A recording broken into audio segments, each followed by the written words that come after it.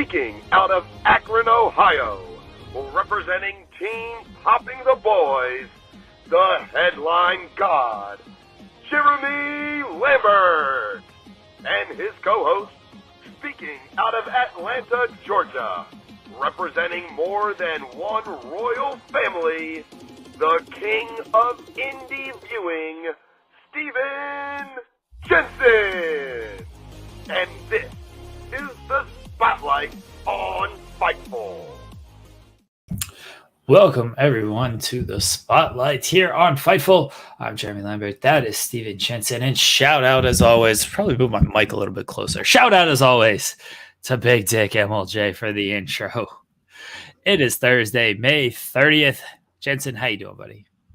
Doing good, man. Just getting into the swing of things. Good to see everyone here early in the chat. And if you watch this later on, thank you for watching on demand right here on youtube.com/Fightful. A lot of good stuff to talk about with y'all today. Also got a good interview today with y'all from a content creator called Dporticus, who I came across on YouTube. Newer pro wrestling fan, big WWE fan, really jumped into it over the last year or so. WrestleMania 39 was his introduction to pro wrestling. He's making really good YouTube content, Twitch streaming, all that kind of stuff. So I think you guys are going to really enjoy the interview later today with Dporticus. But yeah, man, not a whole lot really going on with me. No NBA last night, which was different because that's been on almost like every night lately. So tonight, you don't watch the hockey, Jensen? A little bit. I watched a little bit of the hockey. With the Preds getting eliminated, not as much of the hockey, and my we'll just call it gambling, if you will, hasn't gone great on the hockey. I do better on the NBA. So. But I am looking forward to watching the game tonight. So, hopefully the T-Wolves keep winning. What about the WNBA? Haven't watched a whole lot of that. I mean, I think that it's cool that Caitlin Clark has generated so much interest in the league, though. And I definitely respect what they're, women's sports it hasn't been the easiest, right, for them historically, getting like interest in a lot of their sports and stuff. The WNBA has been around a long time, and they've essentially been funded by the NBA like the whole time. Like, it's a league that historically has probably lost a lot of money, I'd imagine. But they have a lot of really hardcore fans, and they're getting a lot more fans because of Caitlin. I actually, one of the first things I ever did when I got into like the real world after college was I interned for the Nashville Sports Council, and that was like a part of my degree was I had to do an internship. So one of the first big events I ever worked in my life was the women's Final Four for basketball for college. They had that at Bridgestone Arena back in, this would have been like 2011. And that fan base was like pro wrestling. Like, they were all wearing like jerseys and had like these like patches of all these different players and accomplishments, and like they were super into it. And I was like, damn, I didn't know people got this hyped up for women's basketball. I had no idea. I haven't seen anything like that until like recently for Caitlin Clark for the WNBA, which good for them. I mean, I know that I can't remember the name of the arena that the Atlanta team plays in, but I looked up their tickets. I looked up their schedule when it came out, just because I saw that they were playing. Caitlin plays for the Indiana team, right? Yeah. So I just looked just to see like what ticket prices looked like, because I was starting to get interested, because I'm like, damn, I've seen her highlights, I've seen some of her games. Like I think the hype's pretty incredible that she's kind of like Tiger Woods in a lot of ways. Like, people didn't care that much about hockey in the 90s, or sorry, about golf in the 90s, and then Tiger Woods, you know what I mean? He came around and people started paying attention, a lot more people. So I looked and I was like, pretty much like the day that the schedule dropped, those tickets were almost sold out. Like, none of the other games, but her tickets for her game were like sold out like immediately. And I was like, damn, like she's going out and filling arenas. So that's really all I can really say about the WNBA. I don't know a whole lot about it, to be honest, because I don't really follow it, but I think it's pretty incredible that Caitlin Clark has generated so much interest. I see all these haters on her too and stuff, saying all this stuff about how she doesn't deserve it. And I'm like, dude, people should be grateful if somebody comes around that could generate that much interest in the sport. Like, people don't care that much about up until then. You know what I mean? Like, that's pretty huge. I have watched more WNBA this season than I've probably ever watched in my life. I watched it for a little while down in Tarazi. I was, now she's kind of like a Caitlin Clark hater, but she's still like Right. in the league. Yeah. But I that remember her. that UConn team, I kept up with them, and then Tarazi when she came into the WNBA. But I've actually watched a little bit of WNBA this year. It's fun. It's, I do get the hate because it's the world we live in, sadly. But it's unfortunate that that's how the coverage is. But the coverage is like that across a lot of sports where people tend to go to the negative or the comparison route, and it doesn't always need to be like that. And look, we're guilty of it as well on this channel. It's kind of a natural thing to do. I think that's just sort of how, in some ways, discourse has. I don't even think it's evolved. It's just how it's played out.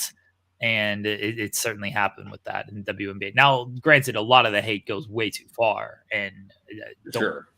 we do any of that. But that's just how a lot of it is gone. Yeah, Henry's a negative route, gets more clicks and views. It's sad, but it's true. It just is. Yeah, it is. I think that the WNBA is smart with how it's marketing their product right now as well. Like most of the commercials and stuff I see about it, or any like people kind of talking about it to kind of advertise it to get people to try to tune in.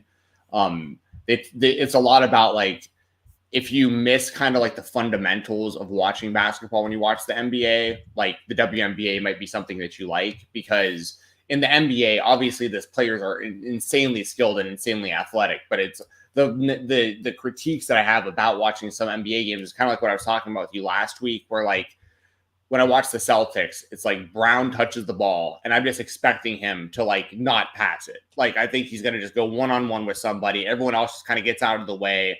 And there's other players that are like that too. But I'd also mentioned there are certain teams that I really like when I watch, and they're really passing the ball around and like creating open shots and stuff, and the teamwork, and like that's what's getting their wins versus like individual players just kind of balling out, which is kind of contradictory because like my favorite player to watch is LaMelo Ball, who pretty much just plays quote unquote street ball in the NBA, and I think it's super entertaining. So I'm not really knocking Brown or really any of these people. I'm just saying like I do appreciate the teamwork aspect of like setting plays up and stuff as well. And I feel like that's kind of what the WNBA is trying to go for. I know Caitlin Clark herself, she's a big superstar. She's taken threes that are like way beyond the 3-point line and stuff like that. But like from the most part, the little bit that I've seen, it seems like it is a lot of like, because one thing you're not going to see in the WNBA is like them dunking the ball like ever.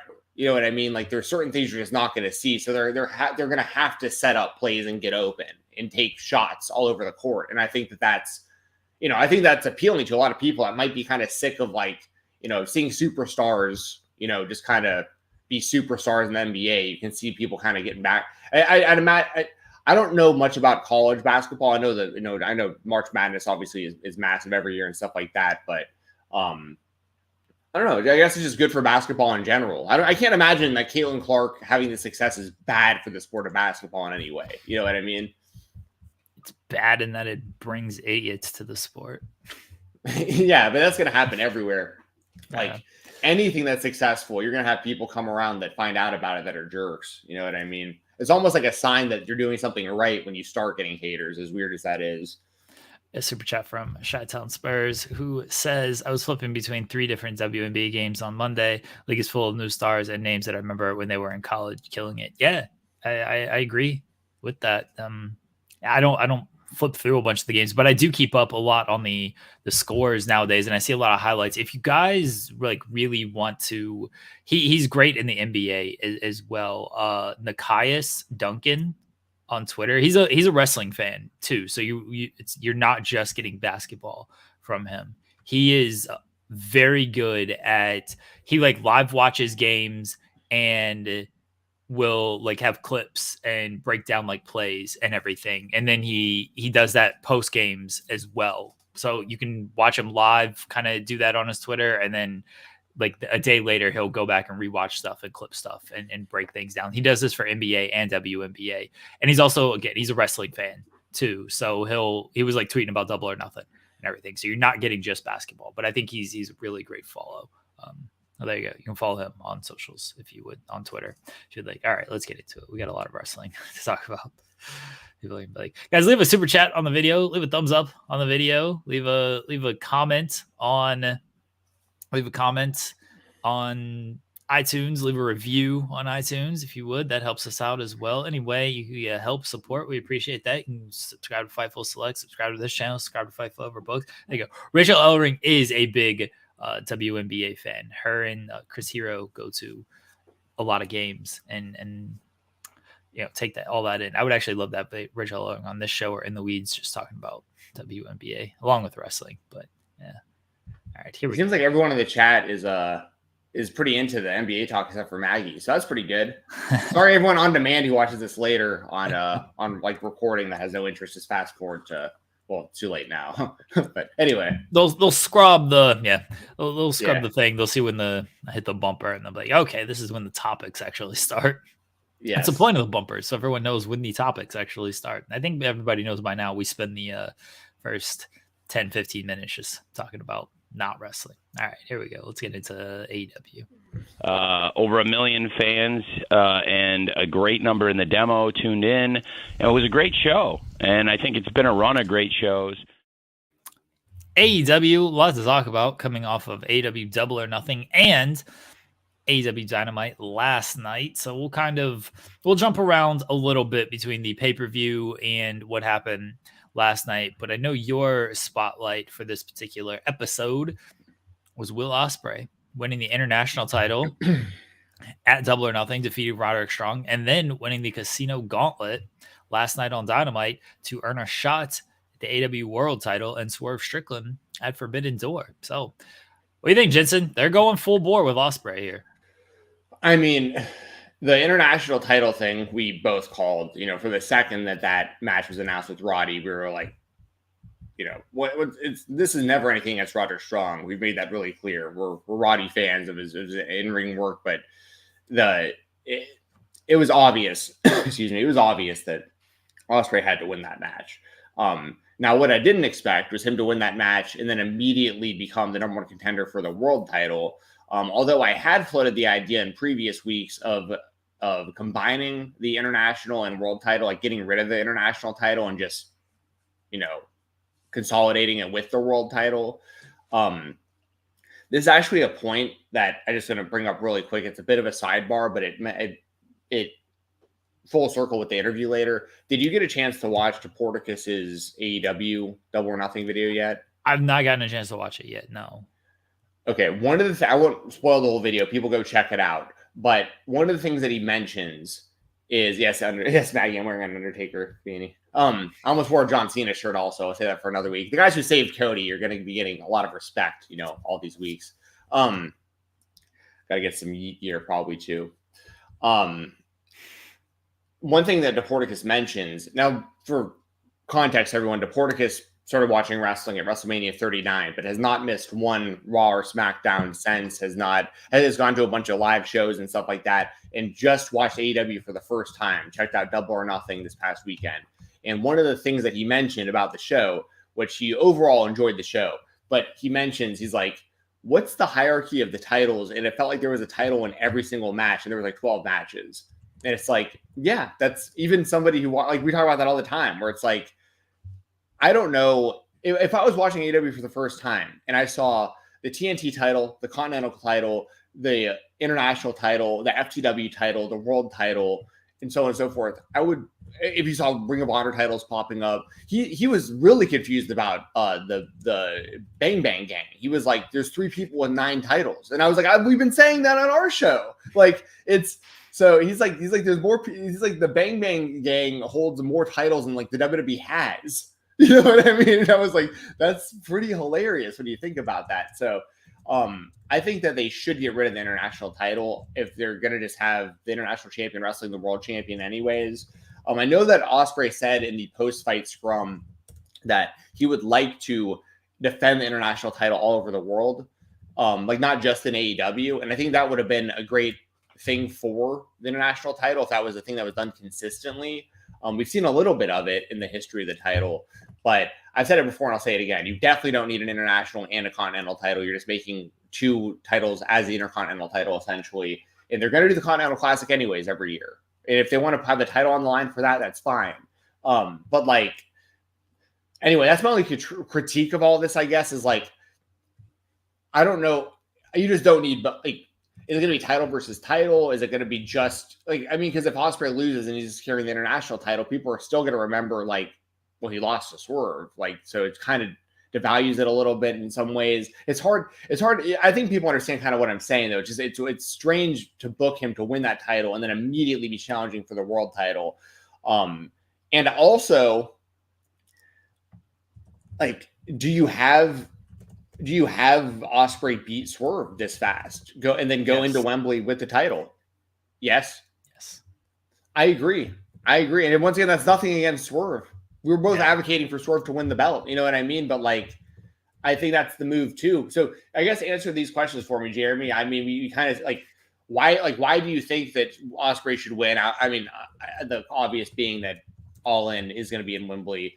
And then like, do you think they just need to get rid of the international title? Like if Ospreay wins the international, then wins the world title, he should just be the world champion and they should just get rid of that other title, I feel like. Quickly, a super chat Sounds Fire says, I love this move. One of my biggest issues with AEW recently are people never winning or losing depending on where they are on the card. Give me more big time matches. No need to wait. Like, I agree with that. I'm fine with them doing Ospreay and Swerve this early. No issue with that at all. I do think, by the way, I think Swerve is going to win. I think it's too early to take the title off of him. I do think Swerve is going to win. I would probably go with Ospreay. And I like Louis' idea of Hangman costing Swerve because that's a built-in that you can go with. Or Hangman just returning after Swerve does win and Hangman confronting him. Here's my worry with Ospreay and Swerve, and it's a good worry to have in some ways. Ospreay's the guy. Like he's the bigger star out of the two right now. The presentation of the two, Swerve's a babyface, and his reactions are not anything compared to what Ospreay is getting right now. Ospreay is getting the much bigger reactions, and those reactions are that's really going to be highlighted now that they're going to be in same segments moving forward in this next month. I think you're going to hear just the difference in reactions between Ospreay and Swerve. Ospreay could take the loss. People are, saying Ospreay could take the loss, Swerve should win.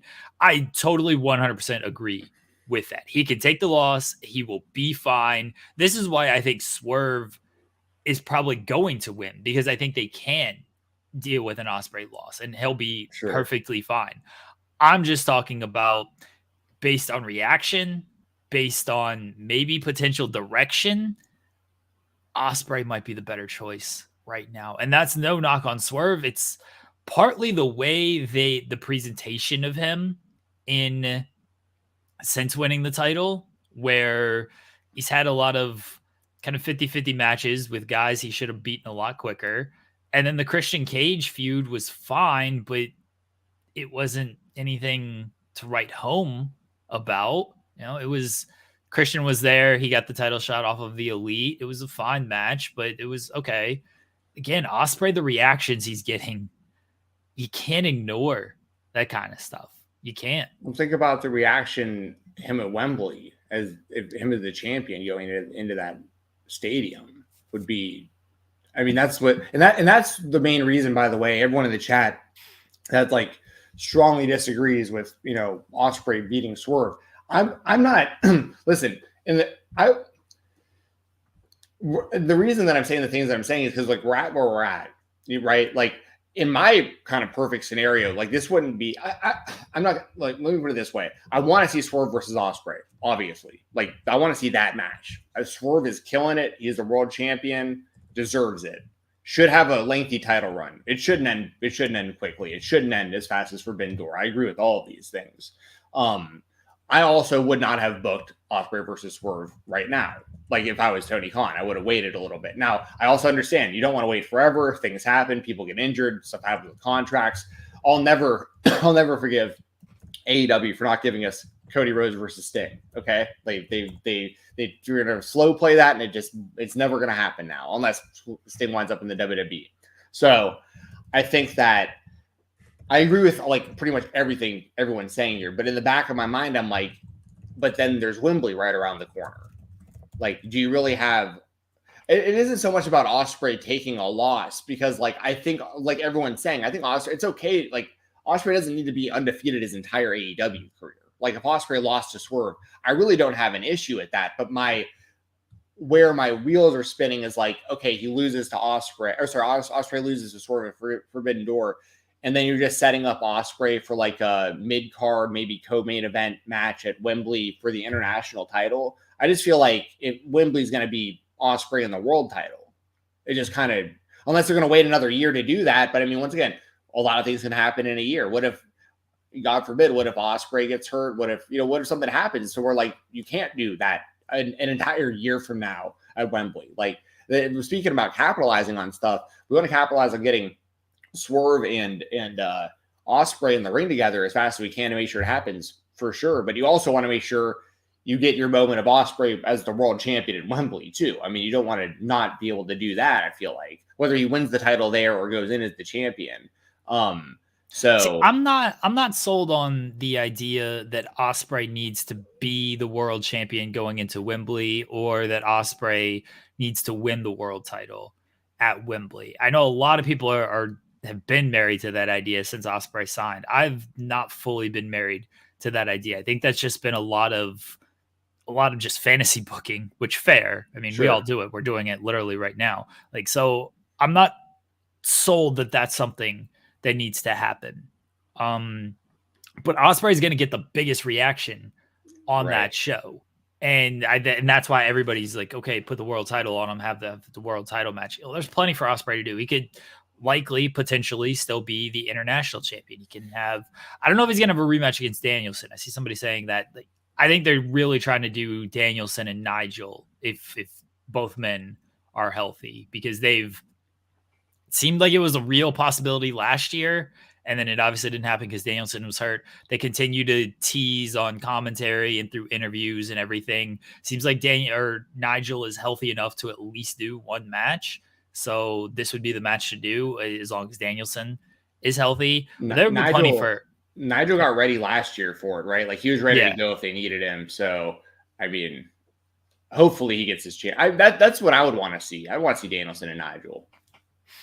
With Ospreay and Swerve, here's the reason why I kind of think you maybe go Ospreay here. So yeah, I'm looking largely on reaction, and I worry that this next month or so, Swerve, the reactions become less for him because they're putting him against Ospreay. The match is going to be great, and the match is going to get a big reaction.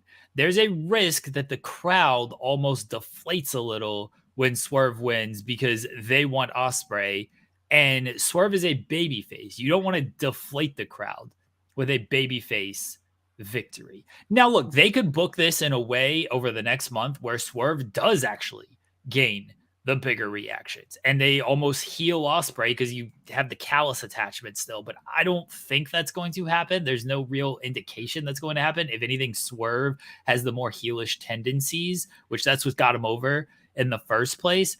That's the only concern for me. And it's, I feel it's a big concern. It's crowd reaction. That's what a lot of wrestling is based on. I would worry about kind of deflating the crowd with a babyface victory here. So that's just me. Yeah. I think that, and I've seen some people in the chat say this, I agree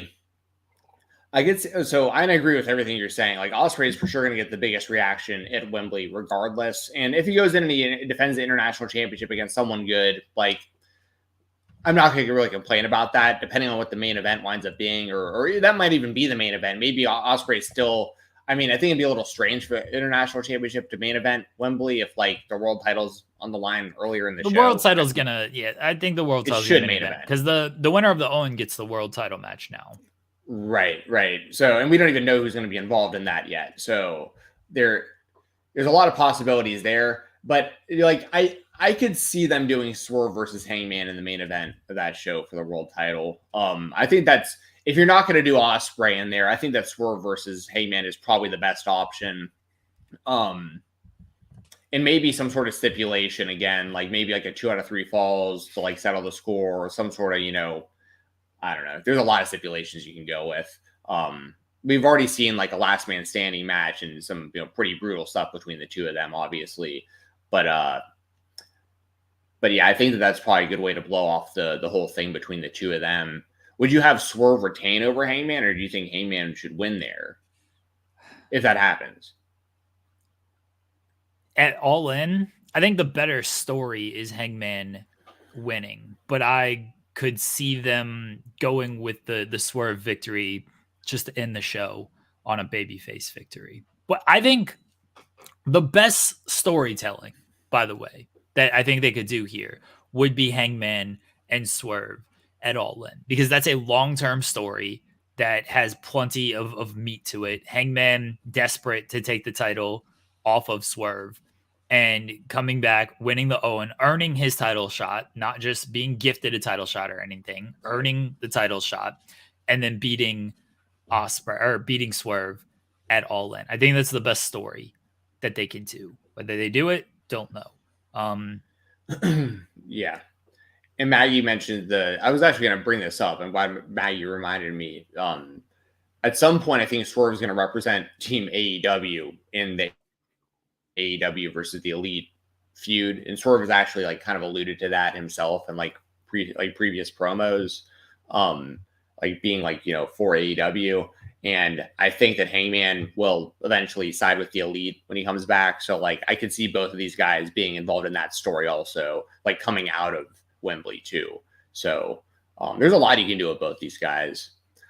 All good options. These are all really good problems to have, by the way. I mean, yeah. Like I fully agree with that.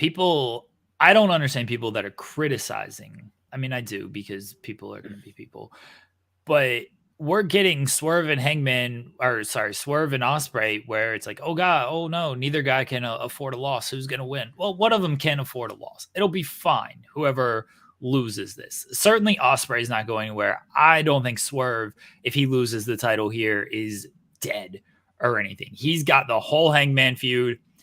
He's even got the Elite feud that they can, you made mention to, that they can do. The title would make it more important if the world title is involved in that feud, but they can do it without the title and it'll still feel important because the Elite feels like one of the biggest things on the shows. We need more matches where it's like, oh, who is actually going to win? Because it's certainly this last show, Double or Nothing. A lot of the winners felt pretty straightforward. Like it seemed like a pretty straightforward show to me. I know there were some where it's like, oh, who's going to win this? But the Double or Nothing felt like, yeah, this person's probably going to win. This one feels like, oh, I don't know who's going to win. Good. Need more of that. Yeah, I think when we went through our predictions, we agreed on all but the Orange Cassidy pick, which I took Orange Cassidy, you took Trent. I think outside of that, we all took the same people, and I think we were all right for every prediction for the show because it was fairly predictable on the outcomes, which, like Henry says in the chat,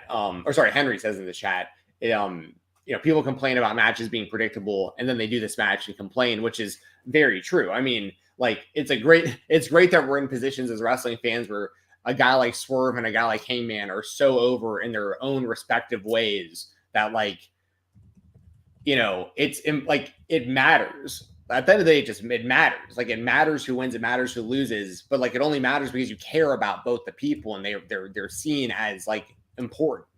So that's the best case. It kind of reminds me of being a kid. Like when I was a kid watching WCW growing up, and like I didn't know anything yet about like the backstage stuff or whatever. I'm just watching two wrestlers on the screen. I love that time of my life as a wrestling fan because I never knew who was going to win any match. Every single match I watched, I was like, who's going to win this? And it was the biggest deal ever because I was like, you know what I mean? I love that feeling. So that's why I get jealous of someone like Dporticus, who we interviewed later, who's like getting to live that feeling every week of like, all this is so new. You don't know what to expect. I like that aspect of it. So it's a great, once again, another great problem to have where we're like, Swerve versus Hangman is going to be a banger match. They've had a banger feud. It's only going to be even bigger and better, especially if Hangman wins the Owen to, get his title shot and all this stuff. And if the one thing we were going to complain about is like, well, someone's got to lose. Imagine the complaints if neither of them lost. If there was a draw or a DQ or something, that'd be even way bigger of a problem than somebody winning or somebody losing. You know what I mean? So I think that people are on point that are bringing up that kind of point as well. Like, I mean, if the biggest complaint you can make is someone has to win and someone has to lose, I mean, that's sports. You know what I mean? Yeah. I don't have an issue with them doing this match. I think it's going to be a great match. We can all agree with that. I think it's a good problem to have of, oh no, which over guy are we going to put our world championship on? Right. There's worse problems to have in wrestling. We're just talking about it from, again, fan perspective, what could happen, what might happen, what we think is going to happen. But it's a good problem to have. I'm not complaining that we're doing Swerve and Ospreay, because if we didn't do it here, I think we all thought All In is when we were going to do it. And at All In, you're looking at the same issue. People, I think, would be more open to the idea of Ospreay winning because it's at Wembley, because Swerve's title run would have another month or 2 months added to it from there. So I think they'd look at, okay, yeah, maybe it's time to put the belt on Swerve. It's an issue now because Swerve's title reign is short right now, and Ospreay is so over right now. And when I say issue, you can use air quotes on that because it's not a real issue.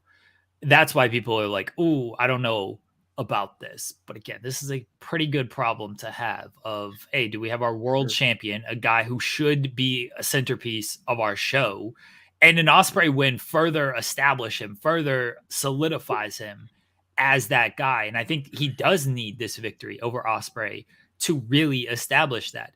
My not issue, but my concern is that Ospreay and the reactions start to overshadow Swerve as they feud. And I could be completely wrong on this, by the way. They could get in the building and the crowd could be rocking with Swerve way more than I'm thinking in my head right now. And if that's the case, this becomes, to me, a little bit less of, oh, do you put the title on Ospreay?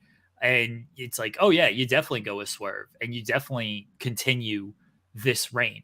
It's just my concern right now is I worry that the crowd rocks with Ospreay a little too much to where you can't deny him as being the guy. And I don't think you can, like, Swerve can have his heelish tendencies. I don't think you can turn him full heel again because he's got to be the babyface in the Hangman feud. That's already well established. And I've talked about this many times before. I feel like I'm beating the dead horse on this. We need the better heel face dynamics with AEW. I think people get lost in this guy's a heel one week and a babyface next week, or he does, this babyface thing one week and he does this heel thing next week. It's too much. And people don't want that from a week to week thing. I understand people our characters can be complex and can have different motivations and tendencies and everything. When it's a week to week, month to month changing of, okay, he's acting like a heel this week, he's acting like a babyface this week, people just start tuning that stuff out. And I think that's an issue and has been an issue in AEW. So I don't want them to go full bore heel with Swerve and then switch him back to, oh, now he's a good babyface because Hangman's back. I don't think that actually helps his title reign. Yeah, I agree with you on all that. We've talked about that plenty. I think people know kind of my opinion on all that stuff as well. So this is why I think Orange Cassidy is the best character and the best babyface in AEW history. You know who Orange Cassidy is. He always gives you great matches. He doesn't stray from who he is in a character. He evolves as a character, and the story is always there with him. Whether he was the international champion and burdened himself out with title defense after title defense after title defense, or whether it's now where he's losing all of his friends around him. And now it's like, okay, who does Orange Cassidy have left? He's a man by himself, and he doesn't fully know who he is. He's switching his theme music.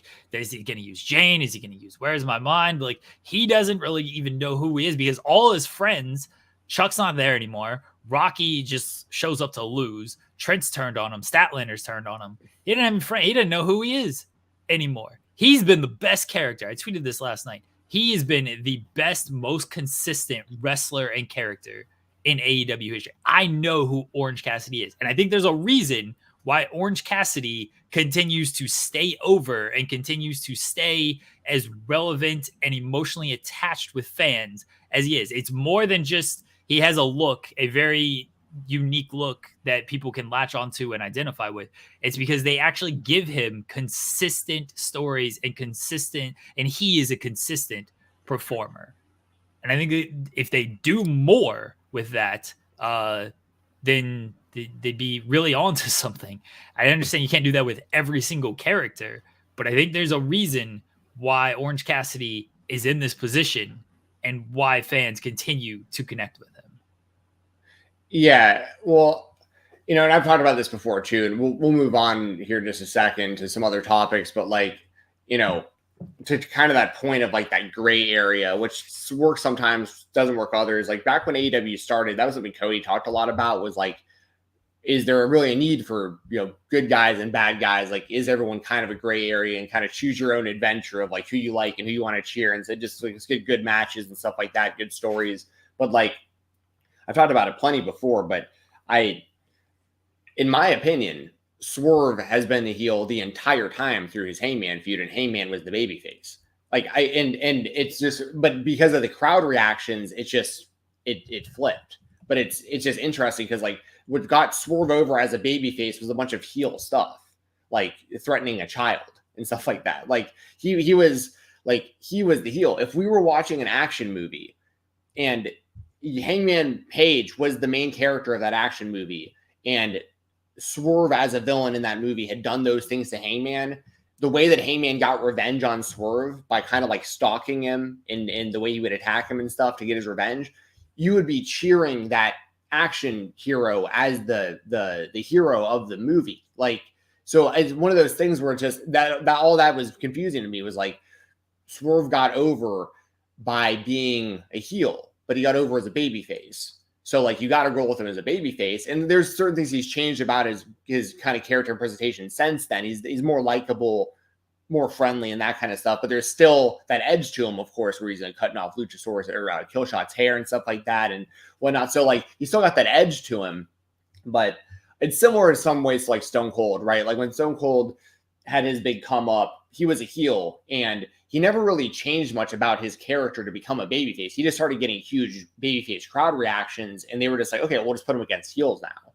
But they didn't like do this big overhaul of like changing who Steve Austin was. They just had him face the bad guys. And that's like what they're doing with Swerve. They never really changed anything about him. They just have him wrestle heels. And he's going to get a babyface reaction anyway, because people like to do the dance, and people, he's over. I mean, Swerve's definitely over.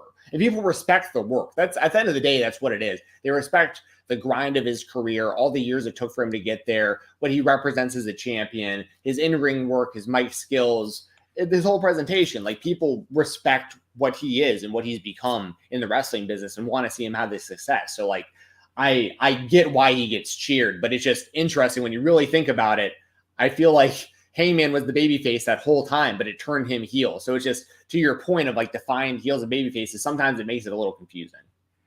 And sometimes the crowd does just turn them. And that is exactly what happened with Swerve. They pivoted very well, and then they turned Hangman heel, and then Swerve won the title, and then he wrestled heels, which of course is going to make him a babyface. And this is the aspect of, again, Ospreay that I worry about, is Ospreay has been the biggest babyface on these shows. And Swerve is supposed to be a babyface, but maybe now he is just a heel, and then he's going to face Ospreay. But then he goes back to a babyface because Hangman's going to be back, and Hangman's definitely the heel in this. And this is why, again, I worry that if you do this too much, there becomes a disconnect with things. You mentioned Austin, and yeah, Austin didn't change much. They just consistently put him against top heels, and they fed him top heels until he turned a heel. And then people still kind of cheered him, but they at least put him against top baby faces and tried to feed him the top baby faces. If you feed a guy a heel 1 week, or a guy a heel 1 month, and then a baby face the next month, and then a heel the next month, get that dynamic of switching back and forth, it starts to disconnect with people. Yeah. I'm with you. Tommy says Spotlight is the greatest. Thank you, Tommy. Thank you, Tommy. Appreciate you. Also from Double or Nothing, we'll talk a little about Anarchy in the arena, because that was a wild and crazy match. Bryan Danielson lost again because of course he did. God forbid this man win a match on a pay-per-view. Danielson lost. The Elite won. They, I guess, won ownership of AEW until last night when Tony Khan was like, actually, Christopher Daniels is in charge. And now Christopher Daniels is in charge. Kind of. Yeah, he's like the mouthpiece for Tony Khan, basically, is how they're positioning it, is like anything that Chris Daniels says on television is basically he's parroting Tony Khan. I mean, Anarchy in the Arena was wild, to say the least. I've got the pumps ordered, by the way, the Young Buck pumps. I ordered those the day that they dropped, so they should be arriving sometime before the end of this week. The ETA was actually today, but I doubt they'll be here this fast. I mean, the main visual for me from that match is Darby hanging upside down by his feet. I mean, that was wild. That kind of reminded me of like the Fast and the Furious, like the dude in the punching bag that Jason Statham's like beating. Yeah. It also reminded me, unfortunately, of, you see those clips of Joshua Fabia and Diego Sanchez back when they were doing whatever they were doing. Fabia was doing that to Diego in their training. He would hang him upside down and like punch him and slap him in the face and stuff. It was so weird. That sounds like Diego Sanchez. So. Well, no. So Diego is like distanced himself from this guy now, and like I think they're suing one another. And like Diego like snapped back into reality a little bit, but like for a while he was like straight up brainwashed by this dude Joshua Fabia, and like that's a whole other story in itself. But like he would, if you guys ever want to find the clips, there's literally videos of like Diego basically training the way that Darby Allin was hanging there upside down. It's gnarly. Them doing the entrance music at the beginning, I thought was pretty funny because like we're so used to like a song playing at I think like Wild Thing played for a while and like one of them and stuff like that. And so like we're expecting music for the beginning of the match for Anarchy in the Arena. And I liked how they did that with like Darby's music's playing and then the Young Bucks grab the mic and they're like play our music, and like it plays for like a few seconds. The Danielson's like play the best theme song in wrestling history. And then I even loved, I mean, it was great. That visual of everyone fighting the final countdown was pretty cool. There was also an opportunity, which I'm kind of glad they didn't do, but if you ever see the movie Dirty Work with Artie Lang and Norm Macdonald? Oh, it's a great movie. Anyway, there's a fighting scene in that movie where Chris Farley hits there's a fight in a bar and someone's like, it's going down, like, make sure you pick a good song, and like, so Chris Farley's like on the jukebox and he's not looking at it. And like, he gets cocky and hits the button for the song he thinks he's going to play. And he winds up playing like if you like Pina Colada's song instead of he's trying to play Rolling Stones and hits the wrong button. So you hear like this weird music while people are all fighting one another.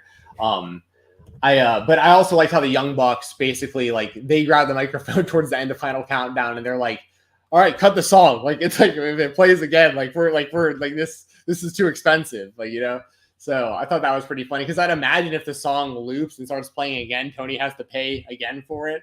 So I liked all of that. But yeah, I mean this was nuts. Jack Perry, real fire, Cry Me a River. You know what I mean? Like he went out there and got torched. Yeah, man. What else? What did you think about it? I thought this was pretty good. I mean, it was like a half hour long on a show that was like 12 matches deep, and the middle of the night at this point. But like, I still thought like they delivered for what it was like supposed to be. And I wouldn't have pinned Danielson either, by the way. I would have pinned like Cash or something. But the match was great, as you would expect the match to be great. It's even Justin Roberts said, "Welcome to the shit show" before it started. You knew what it was going to be before it started. It delivered in every aspect. People are going to get mad at me with what I say next. In the end, like a Linkin Park song goes, it didn't really matter. And I don't say that to dismiss it, but what were they fighting for? You know, it was stand up fight in a long line of matches we're going to be seeing. Yeah. It was stand up for AEW, and the Elite won, but they didn't gain any more control or anything. And yes, I am just saying all this because that's very true. And then on Wednesday, Christopher Daniels comes out and is like, actually, I make all the decisions. I'm the mouthpiece for Tony Khan. Whatever I say is actually coming through him. It's basically a way, because Tony doesn't want to be on TV. So it's now, here's Christopher Daniels as the proxy for Tony Khan doing all of this. And so the Anarchy in the Arena result feels kind of hollow to me. I feel like they undid a lot of what they've done over the past month with the Elite taking over the show and running it. It felt like they could have just gotten so much more out of this. And then it was just, here's Christopher Daniels to just now make all the decisions, even though the Elite have won Anarchy in the Arena, have taken out Tony Khan, and it didn't really run the show poorly. Like, they fired Christopher Daniels and people got mad at that. Good, they're heels. You should get mad at that. It felt like they undercut a lot of the work they've done over the last month with just having Christopher Daniels return and Tony Khan just running the show again. Like, Tony in the press conference on Double or Nothing, by the way, was hilarious. The Elite win. Again, it seemed like it should have been a big deal. Like, they should have had control over AEW. They should be running AEW. And then Tony just shows up at the press conference like he knows he's still in charge. And he's like, his football team just lost the game. Like, yeah, we played really hard out there. Schematically, things maybe the X's and O's, we should have game planned a little bit better. That's okay. We got another game next week. It'll be fine. Like, just move on. We're on to Cincinnati. That's what it felt like. And it's like, all right, sure, Tony. Sure. Like, it didn't feel like the stakes matched what they should have been with this. And maybe it's just me, and that's fine if it is. I hate saying that because I don't think it is just me. I think it is a lot other people, but it is, you know what? It is just me. This is how I feel about things, everybody. I feel they should have done more with the stakes and with we're on to blood and guts. Yeah. Like, that's, I feel they should have done the appetizer. More. This was just the appetizer for the whole thing, I feel like. But I agree with you 100% though, where it's like, if the idea was like the Elite's taking over, and then like Tony Khan doesn't really seem like he cares that much right after the show, and then like the next show we see there's a guy who's the surrogate essentially for Tony Khan on television, who's going to be able to kind of negate or fight against the Elite's decision making. Because I mean, we saw it happen last night immediately, where they were going to hand Jungle Boy or Jack Perry the TNT Championship. So Christopher Daniels immediately established that he can like offset their decision making. So I would have just preferred if they actually did this storyline and go full bore with it, with the Young Bucks, of them winning Anarchy in the Arena and continuing to. I don't think they did enough of this. Like, this is supposed to be a takeover of AEW, and the biggest thing they did was hand Christian a title shot.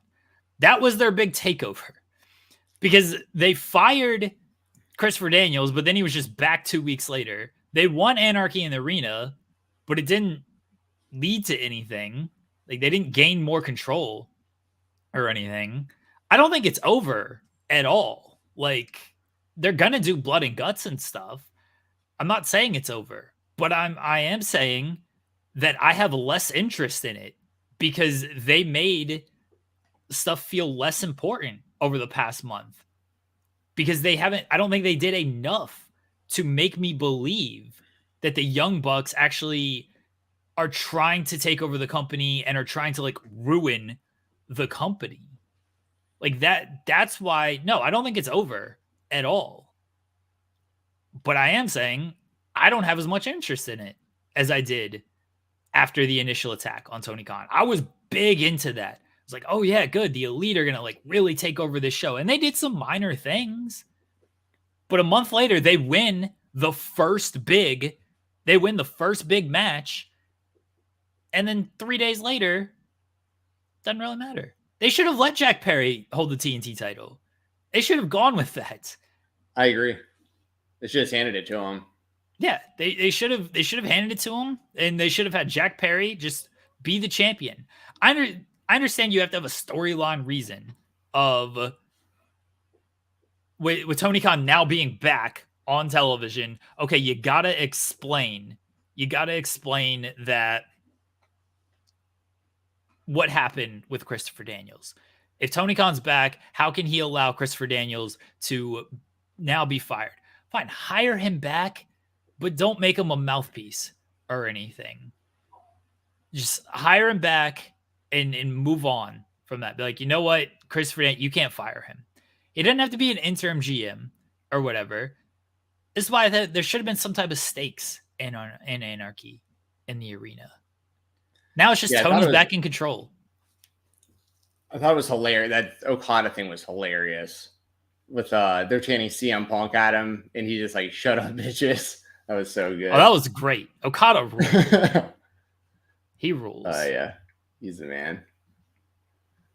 Yeah. I don't know if there's anything else or anything else you want to just out or talk about with Anarchy in the arena or with the storyline with them. That was a great match. I wish, again, the story was. I wish there was more to it. That's all. Just wish there was a little bit more. Yeah, that's fair. Anything else from Double or Nothing? I mean, there's plenty, but I know we got to move on to other topics. I mean, the other thing that really stands out to me is, let's see. I would say, I mean, the Adam Copeland, that's just unfortunate. Yeah. Like, dude, when he jumped off that cage and the way he landed on his, when he landed on his feet, like feet first, the first thing I thought of was like Sid Vicious. I was like, please no. Like, you know what I mean? Like, because he fell from so high and landed ankles first. I thought of Cornette when Cornette fell off the scaffold. That's what it looked like to me. And I said this before I learned of the injury. So it was Monday's show on In the Weeds. Like, that happened, and then he just wrestles the match just fine. Like, he's still doing the spear. He's running. He's all good to go. And then as soon as the bell rang and the match ended, that adrenaline wore off, and he was limping. And you could tell, it was like, oh, yeah, he's hurt. Best wishes to Adam Copeland. I know I give him a lot of shit on this show. I never mean it maliciously. It is character. And I certainly don't mean it as someone, wanting – I don't want anybody injured. I think he's been a big positive for AEW. Despite me not always liking the stuff he does on screen, he's been a huge positive for AEW. And I never want to see anybody get hurt. So best wishes to him. I hope he comes back and can resume because he was doing good stuff. And I know a lot of people in the locker room really like he was a big help there as well. And not having that is going to be it's a loss on screen and off screen for them. Yeah, for sure. It's a bummer. He was doing great work, but took a big risk. Took a big risk jumping off that cage. I thought he was gonna do a splash, and then when he came down feet first, but it's also like, I understand I'm not wanting to land like chest first on barbed wire, but like that was sketchy. Sketchy. Yeah. I don't know if he changed his mind mid move or what it was. Even if you're doing an elbow drop, you got to land basically rib to stomach. There, he just went feet first, which it didn't go well at all. Yeah, it was a broken tibia, I think, is what fractured tibia. Yeah. So do you know what's the timetable on that? Like potentially, it'll depend on surgery, and everybody is kind of different and stuff. So we'll see. But I imagine it's going to be 6 months, 6 to 9 months, very least. When he's a guy who's been saying recently, like, he doesn't even know how. I mean, obviously he had to take years off his career and everything, but like, I think that like he's been saying that he might only last another couple years. I mean, you never really know, but he was making it sound in recent interviews that like he only had probably a couple more years left, maybe a year or two. So hopefully this like, you know, this doesn't change that. Does that make sense? Like I hope that this like this injury doesn't like, oh, he's still able to come back and like still accomplish whatever he's trying to accomplish still before he finishes wrestling. I hope this injury doesn't like hinder that too much. But I mean, I got to give him credit for going for it. Dude wanted to make a moment and he jumped off that cage. He's made a point. Also, he said he's in this recent comeback, he's doing one new move every time he goes out there and wrestles. Like he's trying to change it up. He's trying to have fun. It was cool to see Gangrel. We didn't mention that. I mean, I called for that on last week's show. So it was cool to see Gangrel. But yeah, I hope Copeland gets better soon. That's I was worried the second he hit the mat. I was like, I don't know how he isn't injured. It looked terrible, and the fact that he like continued, I was like, okay, maybe he's fine. Again, that adrenaline wore off. That the bell rang to end the match, and he was done. After that, you could tell he was just he was injured. He was limping. I was like, oh, hopefully it's not too bad. And it turns out to be not great. But so best wishes to him. All right, we can get into WWE, and we got a lot to talk about here. I need to finish the story. In the WWE, the story never finishes. Cody Rhodes, Logan Paul, match of the year, Jensen. Man, this was pretty awesome. It really was. We've said it 1,000 times. I think everyone agrees at this point. Like whether you like Logan Paul or not, there's plenty of reasons outside of wrestling to dislike the guy, and I get them. And if that even prevents you from being able to be a fan of him, I get that as well. But I think it's undeniable that like Logan Paul has done a great job in the WWE. He continues to show out in these big matches. He's great on the microphone. He's great in the ring. He's athletic, innovative. I know that he put up the screenshot that I don't know who the message initially was to. I'm assuming Triple H or Nick Khan or someone. It said "Hey boss" in the tweet, but it looked like a year ago Logan was like kind of pushing for like these drone shots and stuff, like what they used. Like there was that one shot, especially when he was up on the top rope holding the Prime bottle before he did the frog splash through the announce table, where they did the drone shot that went all the way around him. Apparently that's Logan's idea and something that he's been wanting to do for a while. And I think it even said in his text, it was like, whether you want to do this with me or for another wrestler, like I think it would be a really cool visual. So like I appreciate that he's like, you know, continuing to try to think outside of the box and do things production wise and stuff that might help the show out. The actual match itself, though, I mean, what can you say? It was like 25 minutes long, and I think that they went out there and absolutely killed it. Cody continues to get massive reactions.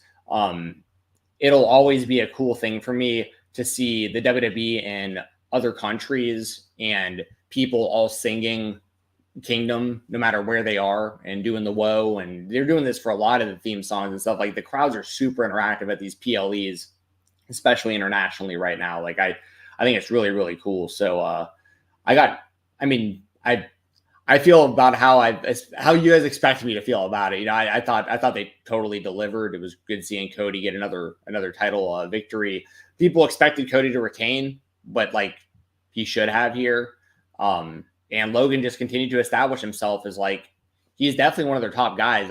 I would not be surprised at all if Logan Paul was the undisputed WWE champion or the world heavyweight champion at some point in the next couple of years. Like I know even if he's somewhat part-time, I mean, they got enough championships and stuff like that. Like, and this is his career at this point. I mean, I know he does a lot of businesses with Prime, and he's got all these crypto things and stuff going on. That's a whole other conversation in itself.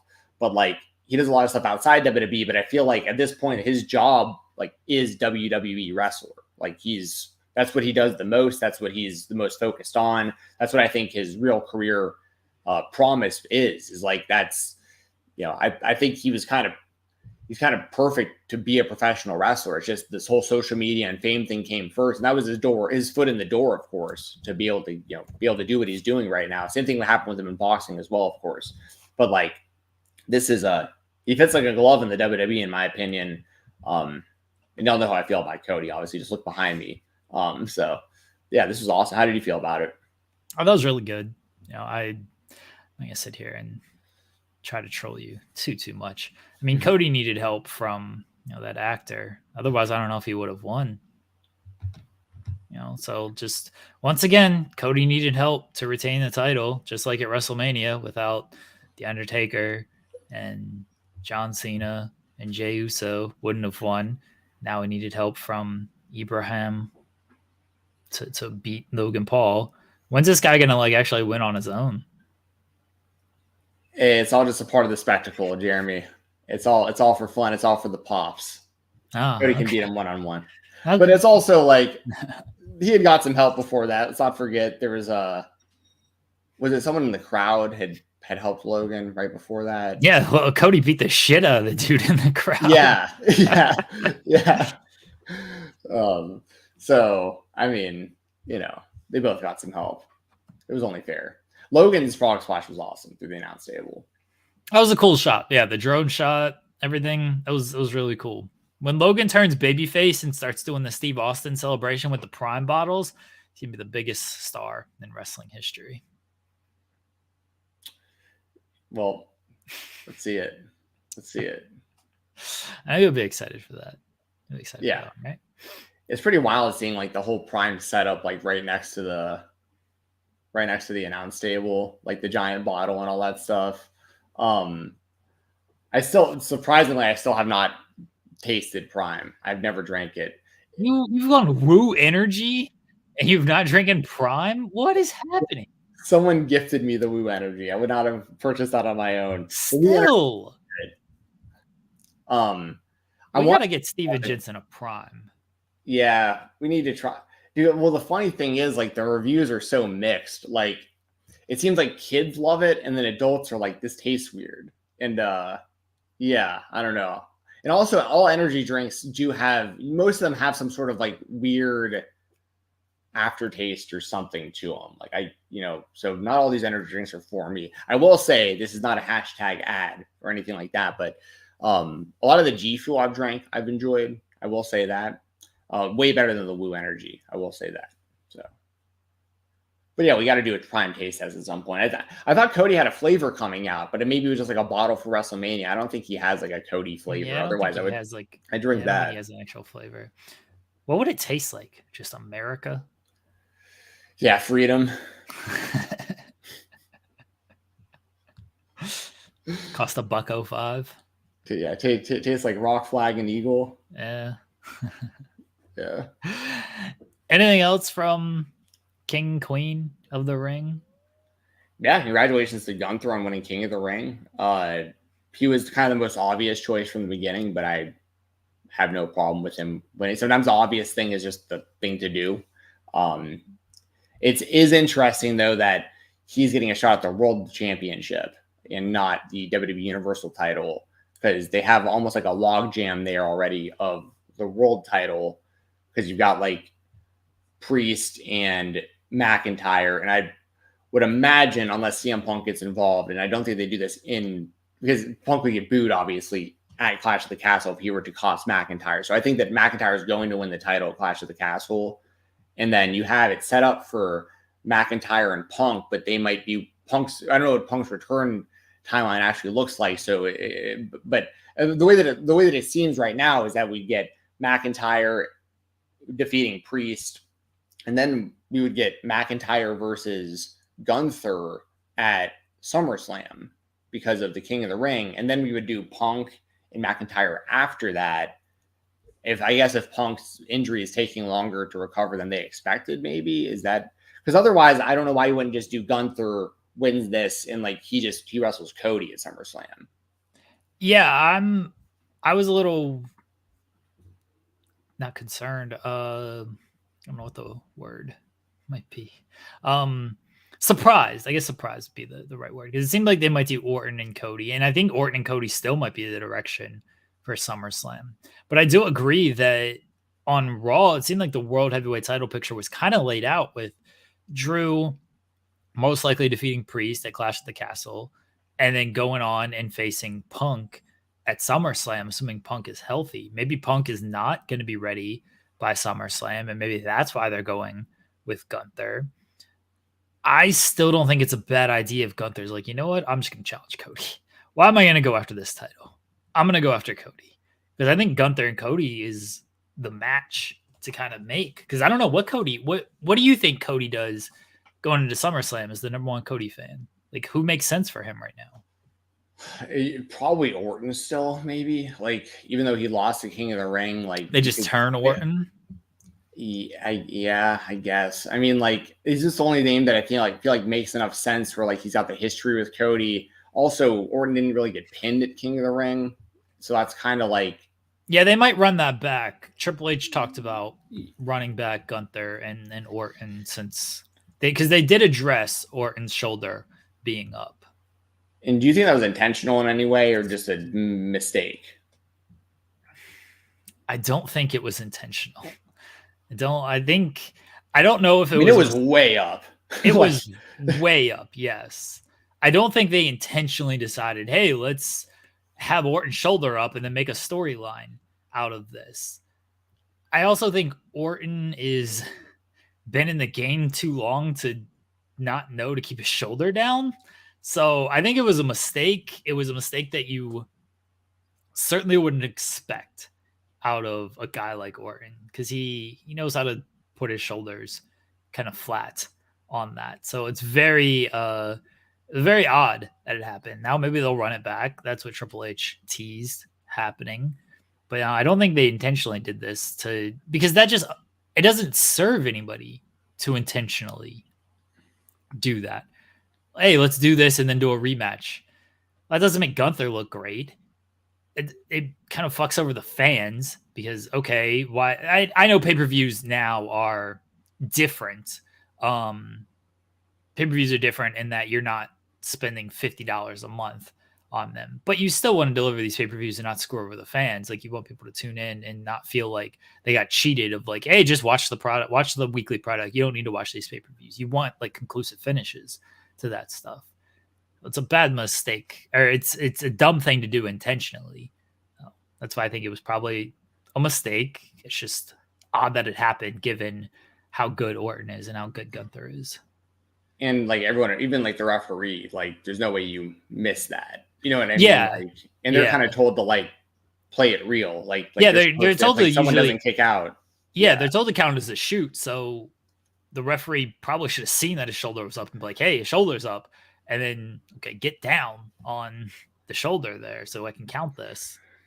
That's the only thing that can make me feel like it might be intentional. That's the only thing that makes me think that is like if they were trying to protect Orton for some reason to get him to Cody still for the title or something. The only reason I even say that is because the shoulder was so up. Anyway, go to the super chat. Jana says Punk costing Drew is one option, but I could see the Judgment Day finally costing Damian, all that live stuff tying into it. I don't know what the outcome will be.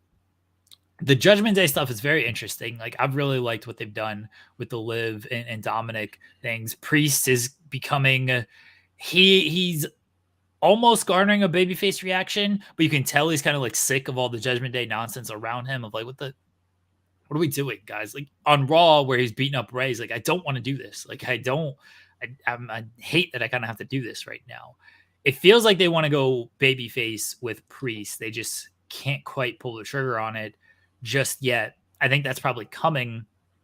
I do think Drew is winning at Clash of the Castle. Maybe Punk, the interference backfires on him, or maybe he just comes out and confronts him after the match. I'm not sure. They got options there. They got a lot of options with the way they've set up stuff with the Judgment Day and how that's all factoring in.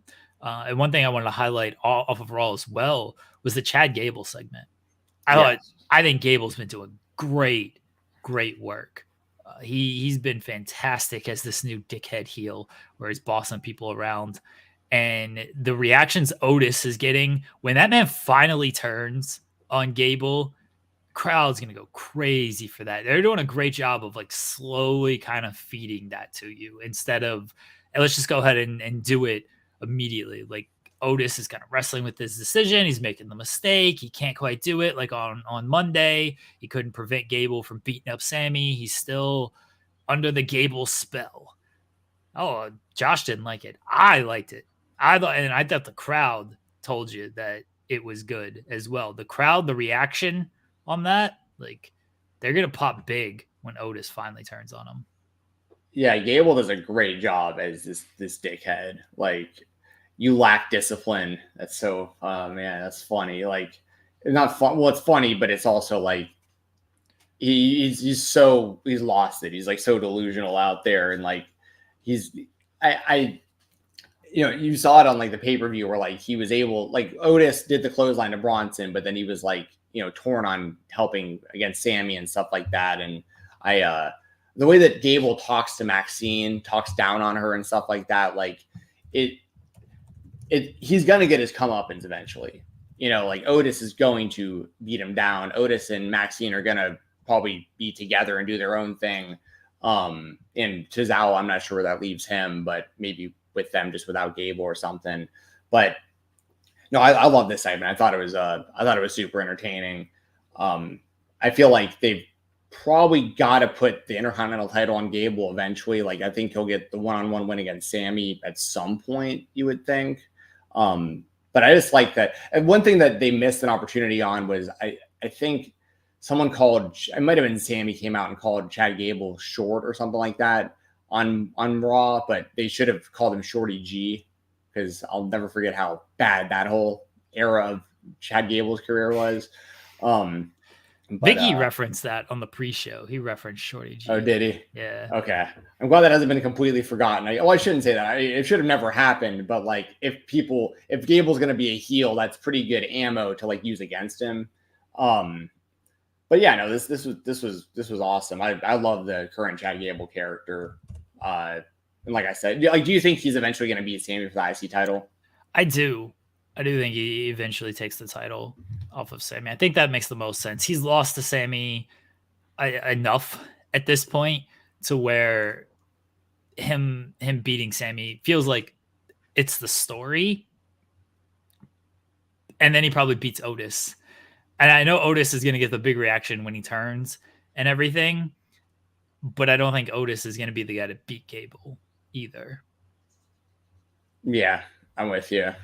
One other thing I want to mention real quick from King of the Ring was the Queen of the Ring winner, Nia Jax, which I predicted as well. I thought that finish was awesome. I love that Annihilator from like the standing position. Yeah. It looked like he killed her. I mean, that was good stuff. Nia has, I've said 1,000 times, Nia's improved significantly, in my opinion, since she's returned to the WWE. So I'm actually happy to see the push she's getting right now. I was not a fan of her previously, but that's changed. Yeah.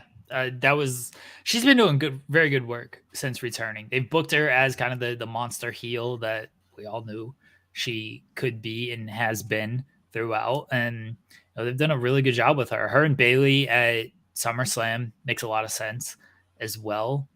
It's possible she wins the title there. I'm not mad at it. And I don't think it's, again, like where Bayley definitely has to win. I could see Nia winning. They got a lot of baby faces on Raw or on SmackDown. A lot of top baby faces between Bayley, Bianca, Naomi, and Jade that Nia can. I don't know if you feed all of them to Nia, but that she can feud with throughout the rest of the year. So we'll see what they eventually decide to go with. All right, let's move on to the other spotlight. Our product is what it is. We're going straight up the middle. Jordynne Grace showed up on NXT. She was at the Rumble. That was a big deal. And didn't hear anything. Wasn't sure what was going on. Lo and behold, Roxanne Perez needed an opponent for Battleground. Here comes TNA Knockouts champion Jordynne Grace. How surprised were you at this, Jensen?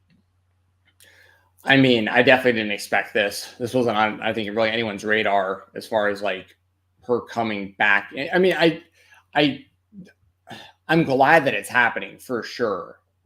And I'm wondering what other possibilities are going to be possible based on this too, whatever relationship is going on between TNA and WWE/NXT.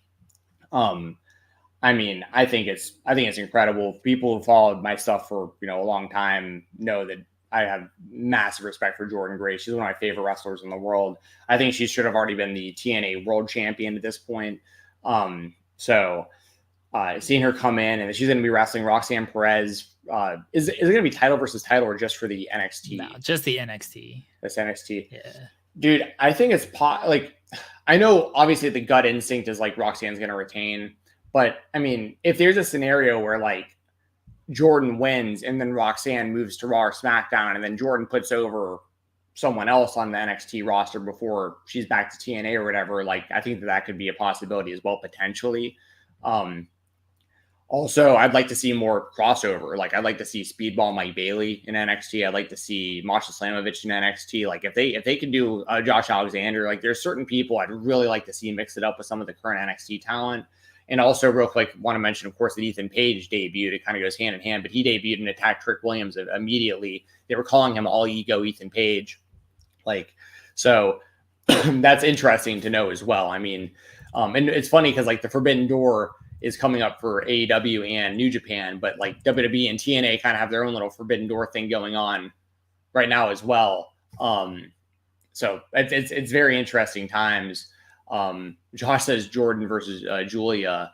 That'd be nuts if we got that in like a WWE ring. There's good possibility. So yeah, all said, like my real thought on this is like, I'm very happy for Jordynne Grace. And I think she's going to do what she always does. She'll show out. She'll have a great match. Her and Roxanne will kill it.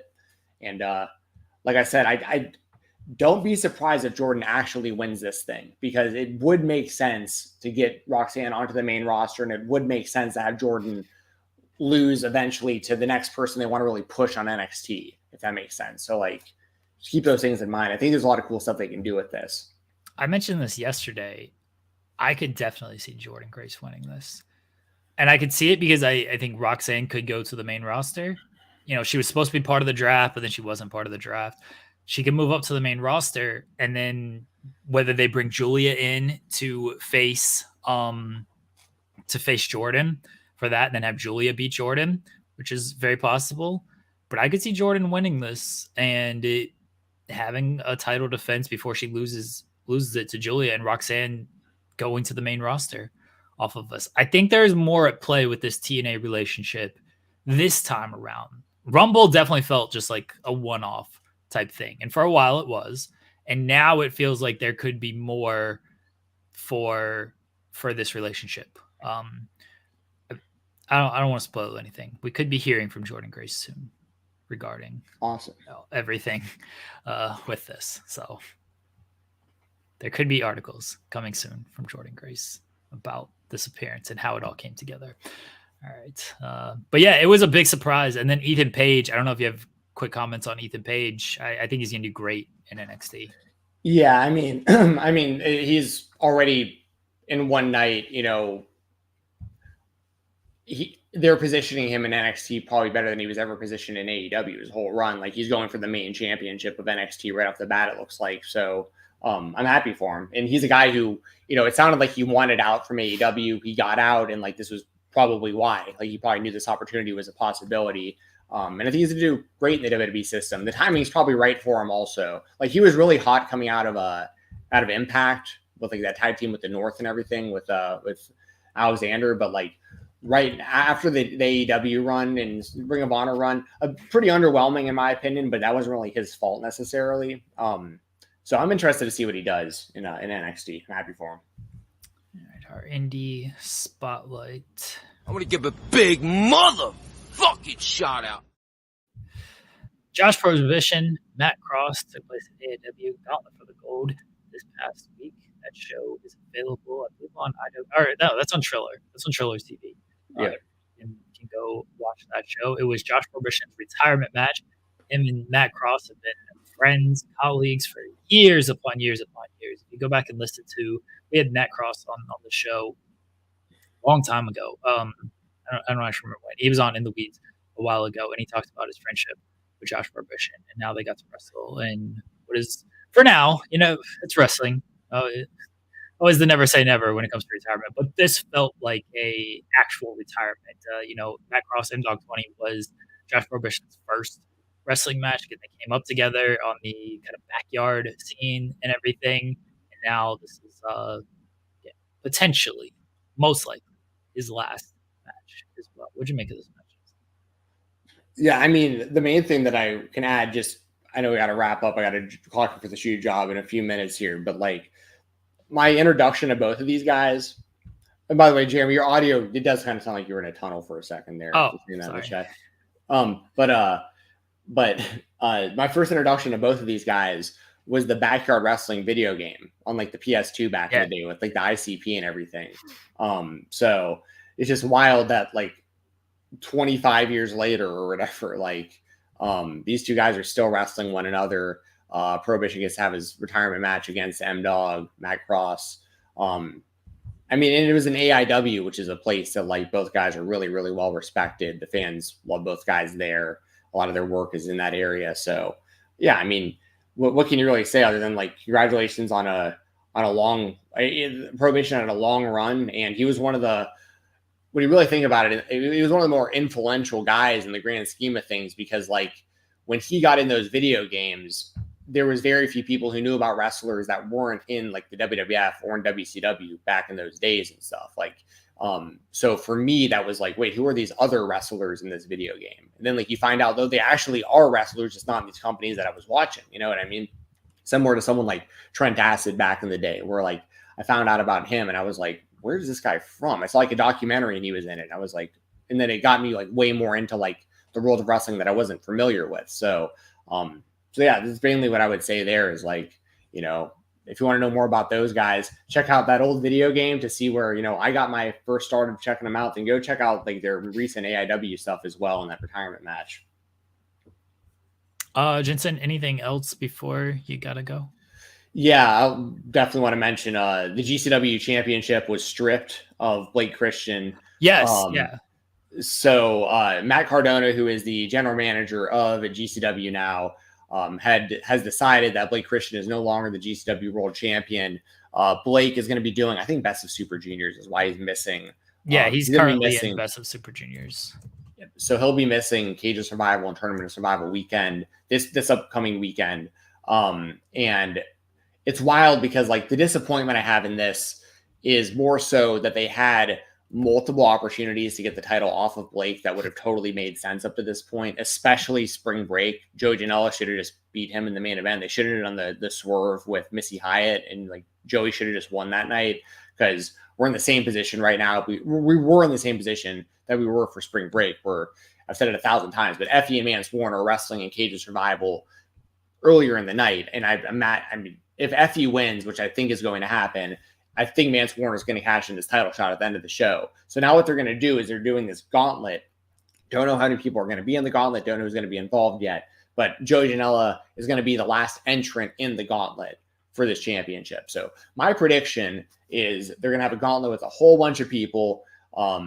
Joey Janela is going to actually wind up winning the gauntlet and becoming the GCW champion. And then I think Mance Warner is going to cash in on Joey at the end of Cage of Survival is my prediction. But once again, I want to give a lot of credit to Blake Christian himself, because he's a guy who went from super over babyface, gets signed to the WWE, comes back out to the Indies, still really over as a babyface, having great matches, great in-ring work.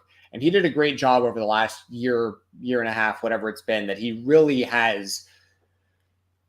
embraced the heel side of himself. He did a great job of like getting heat and getting the crowd to turn on him and hate him, even though he's such a great in-ring worker. So I give Blake a lot of credit. I think he had a really good run with the GCW title. In his Twitter bio, I think he's even put like still the real GCW World Champion. So I'd imagine if and when he comes back to GCW, there'll be some sort of feud there or like some sort of unification thing or something like that. But my main disappointment once again is that like you had an entire year to have somebody beat Blake for that championship, and now you pigeonholed yourself into a corner where you stripped him of the title.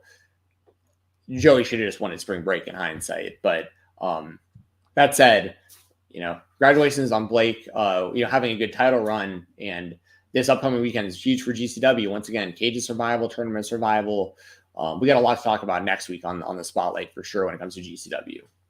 We have Matt Cardona on In the Weeds tomorrow, everybody. So if you want more GCW, Matt Cardona tomorrow, 10:30 in the Weeds. Jensen, let everybody know where they can find you at. X, Fight Talk _. Fightful Select Weekender podcast, and use code FIGHT.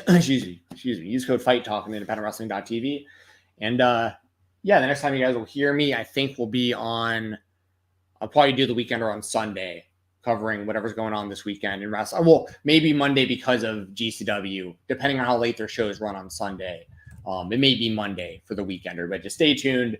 FightfulSelect.com. We'll have some of the big stuff that we'll be talking about for sure is going to be the GCW weekend. And there's also MLW Battle Riot, which is actually in Atlanta, Georgia. I won't be attending live, but I will be watching on Triller TV. So we got a lot we can talk about next week when it comes to the indies and others and everything else going on. But I do clock in for the shoot job. Great seeing everyone in the chat. Great seeing you, Jeremy. And I'll have a happy rest of your Thursdays.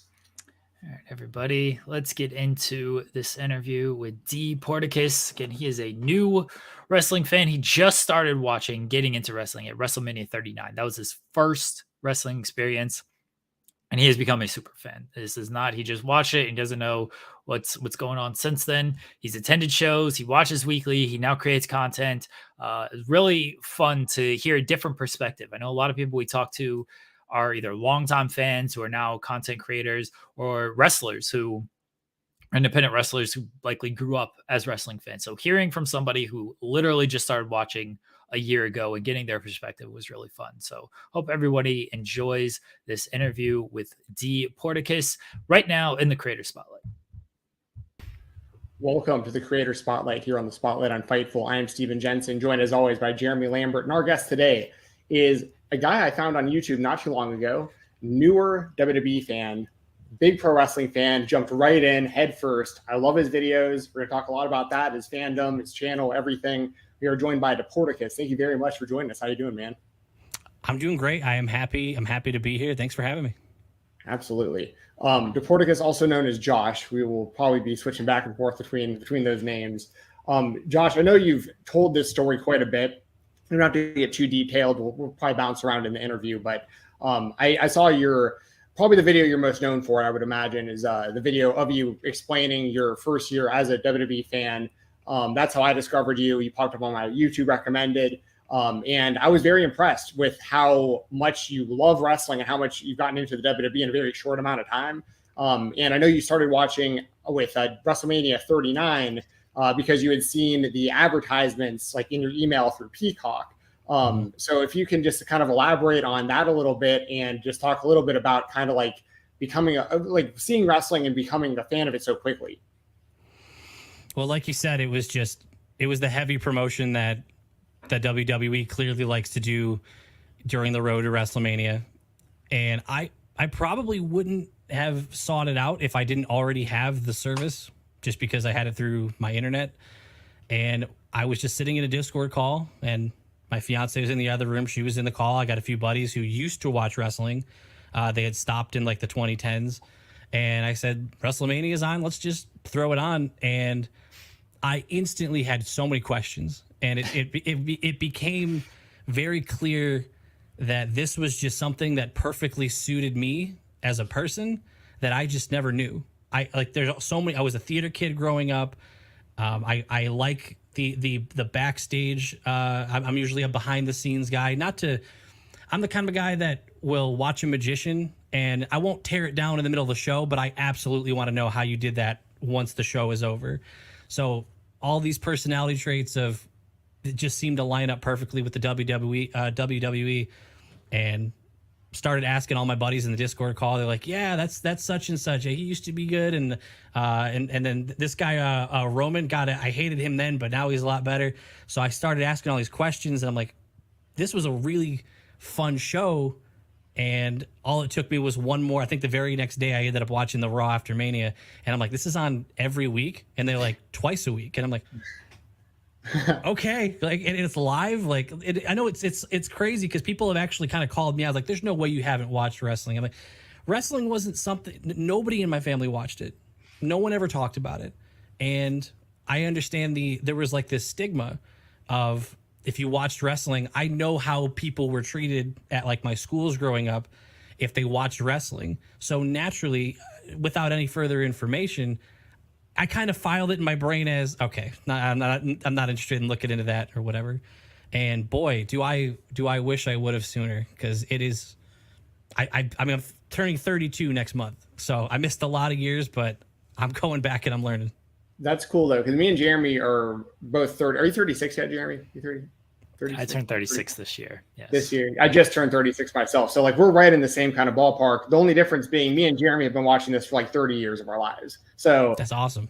So, but I love hearing your perspective on this stuff. And I think that one of your videos, I had heard you talking about how you just kind of alluded to it a little bit. Like you like magic and you like the idea of kind of knowing what's going on, but like it doesn't ruin your experience because you know it's predetermined or quote unquote fake. And I know you've said in this video I listened to where you were talked about even having like a built-in response of like if someone were to say it's fake, you already know how you're going to react to that now. I think my exact wording was I've done like the you know how you have an argument throughout the day and then you take a shower that night and you kind of replay the argument. This is what I should have said. I've kind of done that a few times where if someone came at me like that, I know I feel like I'm already ready to fight that fight. Yes, I love that. And I think that kind of goes hand in hand with the point. Another good point I think you had made in that same video about how you're viewing this from the perspective of like you like magic, you like the show. But there's some people, like a lot of people may not want to watch wrestling or give it a chance because they feel like they're being deceived by it. Which, exactly. To be fair, that was the goal years ago. Like years ago, the whole kayfabe, idea of like protecting the business. They tried to make the fans feel like it was real, and like, but in the last 20 years especially, like that isn't the goal. And I like that that's your perspective on it, and the way that you kind of articulated that in your video by explaining like, why don't more people like wrestling or give it a chance? Well, they don't like feeling like they're being deceived, but like no one's trying to deceive you at this point. Mm-hmm. So like, if you like Marvel movies, you probably might like something about wrestling too. You know what I mean? Yeah, that was the exact message. Yeah, that was exactly the message I was trying to give. Is it does feel like if you don't know any better, people will go because it looks so similar to things that they associate it to. It looks on the surface like a boxing match or a UFC fight, and so they immediately.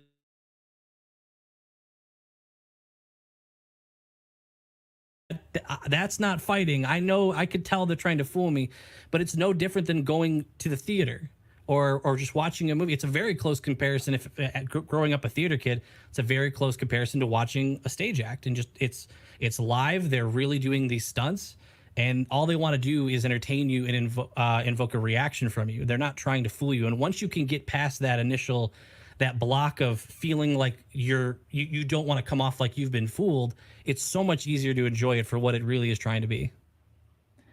You mentioned in your video that WrestleMania 39, first match you watched, Austin Theory, John Cena. You mentioned that you knew of John Cena because he's kind of a big name in Hollywood and everything. So you've heard of him before.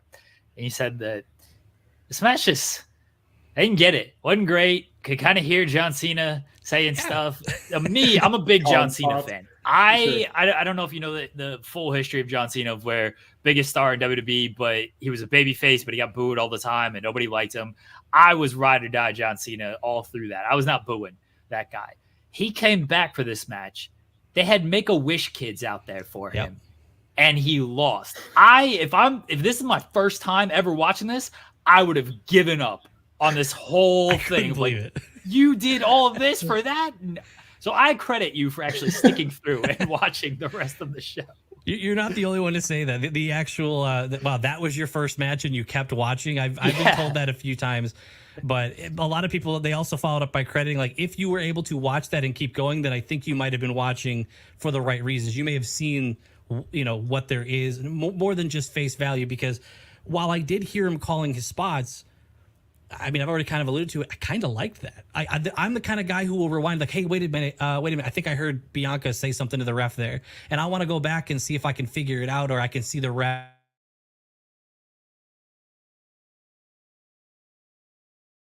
show at all. I mean, obviously, if it was a little bit too out there and too loud, like it can be, that's a little different. But I do like getting the peek behind the curtain. See, I think you did it the right way as well, because I don't know if you've found this as a new fan, but Jensen can attest to this as well. So many people are like, I want to get into wrestling. What should I watch? What should I watch? And like, what's the one match I got to go watch? And the recommendations are always like, go watch this greatest match of all time or that greatest match of all time. No, watch the current product. Watch the next episode of Raw or SmackDown.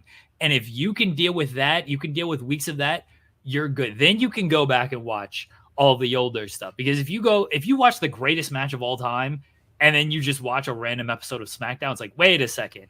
I saw all of this 20-minute match, and now I'm watching the 6-minute match with a roll-up finish and a strike. This is not what I signed up for. So I think, honestly, by having that god-awful Cena and Theory match as your first experience, being like, okay, this wasn't good, but let me see what else is there. Like, experiencing that first and sticking with that, it's like, that's kind of the way to actually do it. So I give you credit for, again, going through with it and going through with everything the right way. As far as the rest of the show went with WrestleMania, did you find it like of a too long, like, oh, this is 2 nights, I gotta know this and that? And to follow up kind of on that, WWE, one thing people complain about with them is like they hit you over the head too much with everything. Why do we need a 30-minute video package for this? Why are the announcers saying this? And one thing I noticed you mentioned in your videos, like the announcers did a great job of explaining things. So as a new fan, like how helpful were the announcers and the video packages for you? It was perfect, because after watching for the last year, I've determined that I don't need the in-ring, I don't need the match itself to be perfect or even amazing. If the stakes feel right and the storytelling leading up to it, if it's, I don't want to say believable, but if I can get invested in it, then it really doesn't matter exactly what's going on in the ring for me. There's different types of fans for sure. But for me, since they did do those packages, it was cool going in for the first time and getting an idea of why we're here. That it wasn't just person A versus person B. Person A used to be friends with person B, but person C stepped in. And then now that I know that context, when person C comes up with a hood and interferes with that match, I'm in on it now. You know what I mean? Instead of me being like having a turn like, hey, who is that guy? I know who that guy is now. I just watched a package that shows that that's person B's homie. And you know what I mean? So that extra context, I could totally see why that might get repetitive for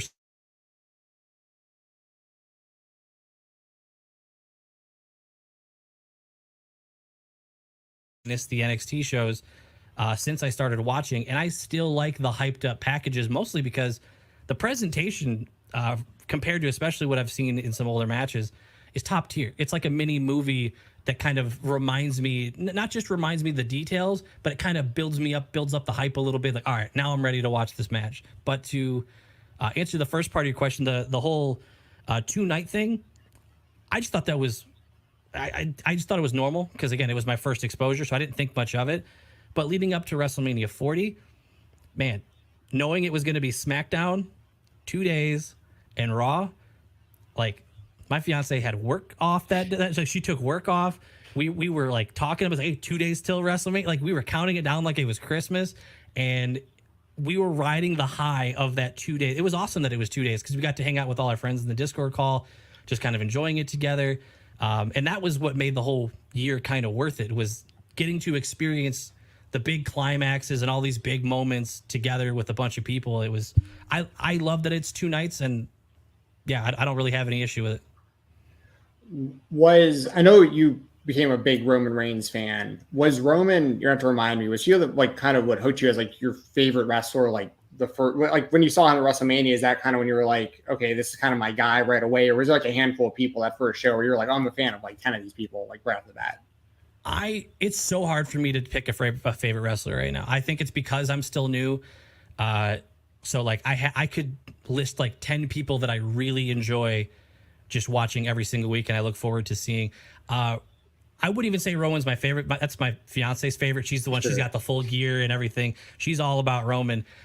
He grew on me over time. It's not that I ever disliked him. I loved I would say the Bloodline storyline was what was my initial hook, where like I was looking forward to SmackDown, where I was actually, all I wanted to see was what that segment was. And I think that's important, that I found one thing to latch onto. So if there is anybody else that is trying to become a new fan, I would say don't try to understand everything at once. Find one thing you really, really like and get into that. And then the other stuff will just kind of happen around it. While you're waiting to see the Bloodline segment, you might see a Ricochet match and you're like, dang, hold on, that guy too, maybe. So instead of trying to learn all 20 people that appear on the show that night, but it was really, I think it was another YouTube channel that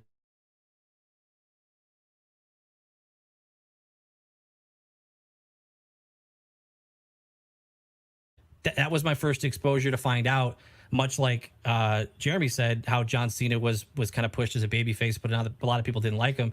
That's the Roman Reigns story, going from the Shield to being pushed as the guy, but it was during an era where people didn't want him as the guy.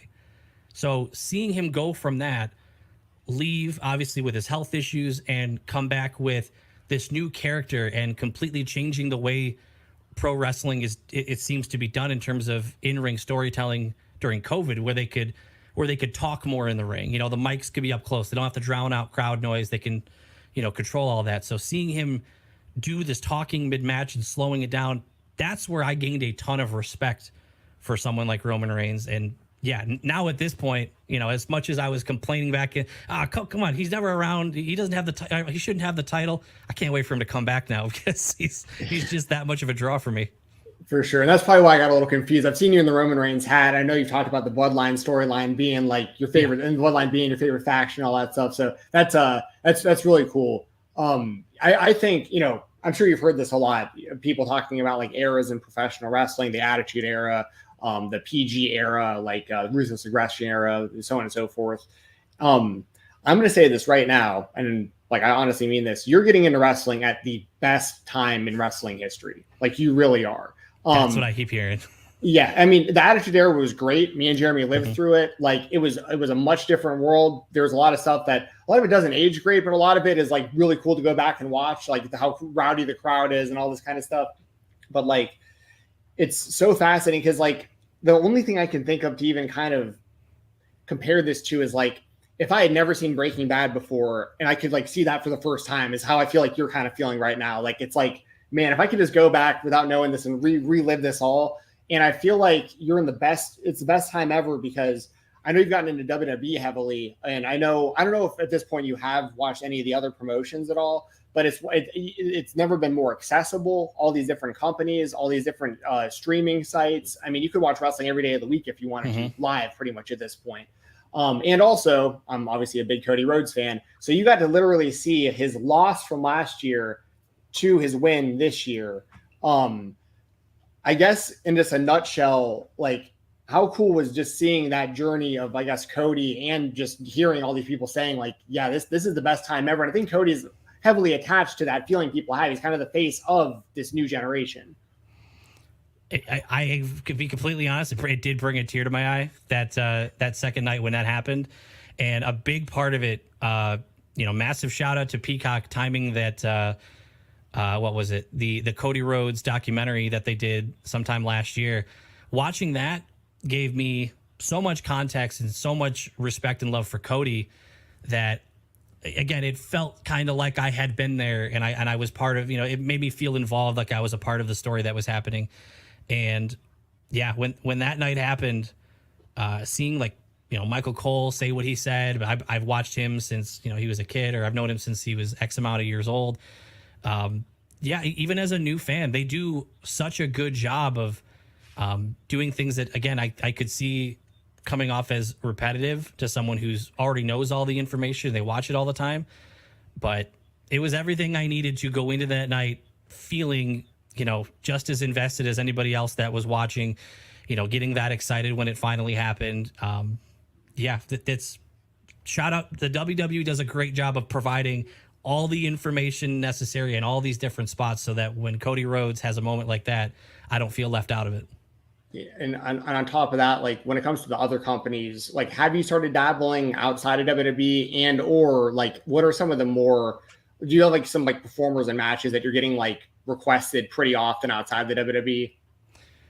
Yeah. So yeah, that's what we're doing on my Patreon right now, is people are suggesting a lot of old matches that they say I have to go see. One of them that I just watched last week was Undertaker and Mankind, that Hell in a Cell at the King of the Ring, and I won't go into that right now. But yeah, the show has changed, I could tell from over the years.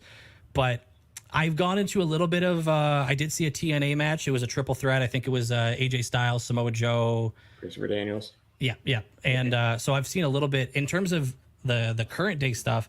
I just watched my first, this is a video I have coming out soon, actually. I just watched AEW Double or Nothing. So that was my first AEW show.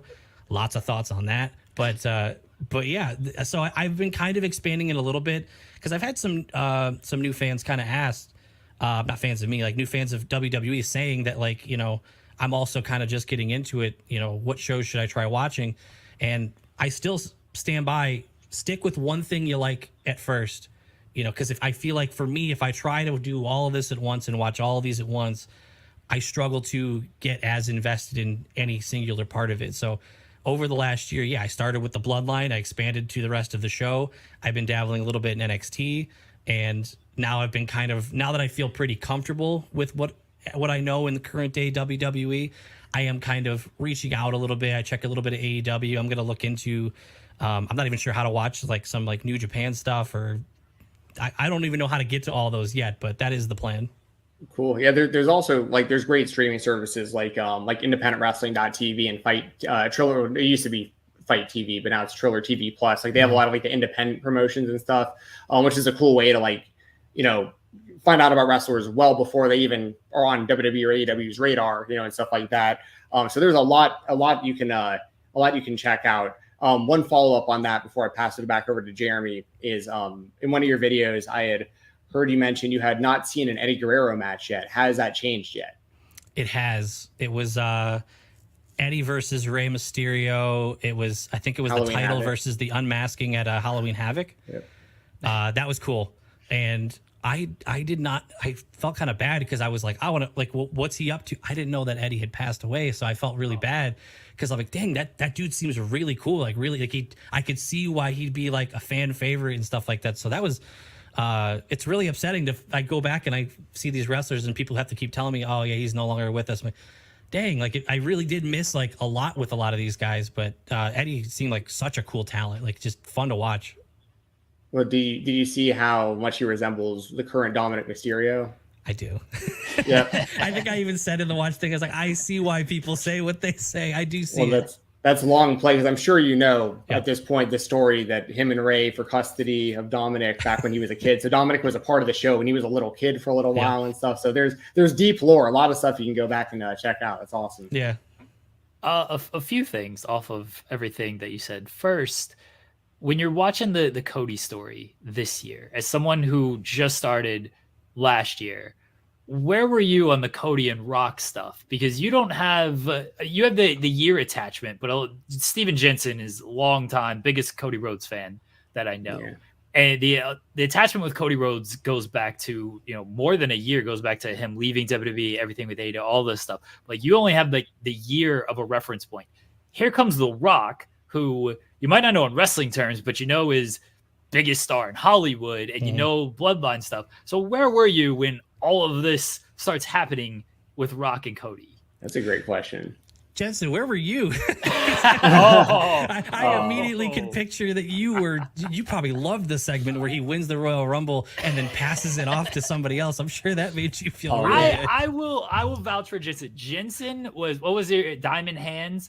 Diamond Hand, like the GameStop stonks. Yeah, I was Diamond Hand, ride or die with Cody, no matter what. For context, Josh, I've talked about this on the show plenty, but me and Cody Rhodes were on the same high school wrestling team back in the day. Oh, so I've like watched it, and I've been a lifelong wrestling fan. So like I was a fan of his dad, and his dad would be around for the matches and stuff, and I was just.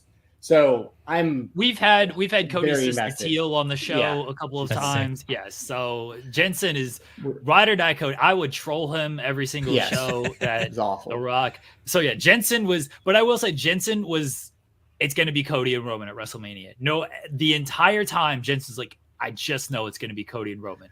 But to be fair, the entire build up to WrestleMania 39, I was like, there's no way Cody's going to lose this match. You know what I mean? Like we all thought he was going to win. So. You know. Yeah, it was really strange. It was very confusing to me because I saw the Rumble and he pointed at Roman and it felt like this. Okay, here we go. We're getting round 2 of this, and I was really excited because my first exposure was watching their match not knowing the background yet. And so now I'm like, cool, I got a whole year of this and I've done a lot of learning. So now I get to see like this could be really good. And man, I don't know, I everyone says that the WWE, they it wasn't the plan to switch it back to Cody. Who knows if The Rock just played everybody perfectly to get the reactions? Who knows? But Cody did not look even remotely thrilled that night where he passed it off to The Rock. And that's what stood out to me so much that night, where I was like, this dude looks so sad. He's walking away like he might as well put like a rain cloud over him and cue the violin music. Like, there's no way this is supposed to go this way. Like this, it felt so. I didn't love it, especially because I knew The Rock as a wrestler as well growing up. So my true first exposure to wrestling was actually WrestleMania 2000 on my N64. Yeah, I had a friend bring it over and leave it over my house, and that was all I had. So like I didn't see any on TV, but I knew like The Rock, and I see some of these names that still appear today, even though it was that long ago. So I kind of, I knew this is a big deal. This is The Rock. I know he's part of like the bloodline, but it didn't matter. Like I was so invested in, I want Cody to finish this story that I was immediately, I was a Cody crybaby. I'll admit it. It's 100%. Loud and proud. Let's go. Yeah. I like it. Brian Gewirtz, who is basically Rock's right-hand man, basically said, yeah, Cody's supposed to be more upbeat and rah-rah with that promo. And not that like he went off script of that sadness. Is like, no, he just kind of gave real emotion. And then we sort of had to change plans from there. So I don't know this for certain. No one knows this for certain. I'm going to trust basically literally everyone that has said, yeah, we had to reverse course on this because that was not the plan. It was supposed to be. Respect for doing that too. Like knowing like it sounds like, without using specific names of people in charge, it sounds like with this new era, it seems like in the old era, from what I was told, it was kind of, there was a lot of arrogance of, no, this is the better story. They just don't get it yet. They'll like it eventually and keep pushing it. So a ton of respect for seeing the immediate outcry and be like, okay, you know what? They do want Rock versus Roman. It's just not right now. This is Cody's moment. And I'm glad they got to make that happen. Yeah, you're totally right about that, by the way. Like really, there's like one of the few examples of them listening to the fans to like this kind of degree would be Bryan Danielson, who is Daniel Bryan in the WWE. They pushed him to the world title at WrestleMania 30, but kind of against their own will. Like the fans, it was just undeniable, and they had to do it. The yes thing? The yes movement. Yeah. And you would have seen him at Double or Nothing in that Anarchy in the Arena match, Bryan Danielson. Losing like a dork. Yeah, he shouldn't have lost. Yeah. I'm very interested to hear your thoughts on that when you put that video out, by the way. I'm going to definitely watch. But now lose my train of thought. What was I just talking about? Oh, I have a quick follow-up while you go ahead. There, Jensen. As far as like watching older stuff and seeing it for the first time. You mentioned Rey and Eddie, and this is from what, 97?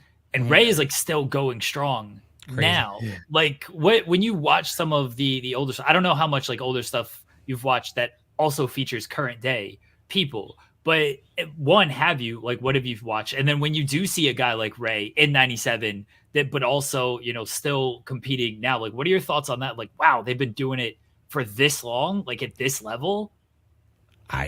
There's times I think it wasn't that long ago, Rey got injured and I think he hit his head on the mat or something like that. He was out for a little bit, but I get, I worry. There's times where I'm like, you have someone like Rey who's doing these high flying stuff. And I think it was it Crown Jewel or something where it might've been Logan that caught him. Yep. It was kind of weird. So I immediately start thinking like, wow, he's gone so long.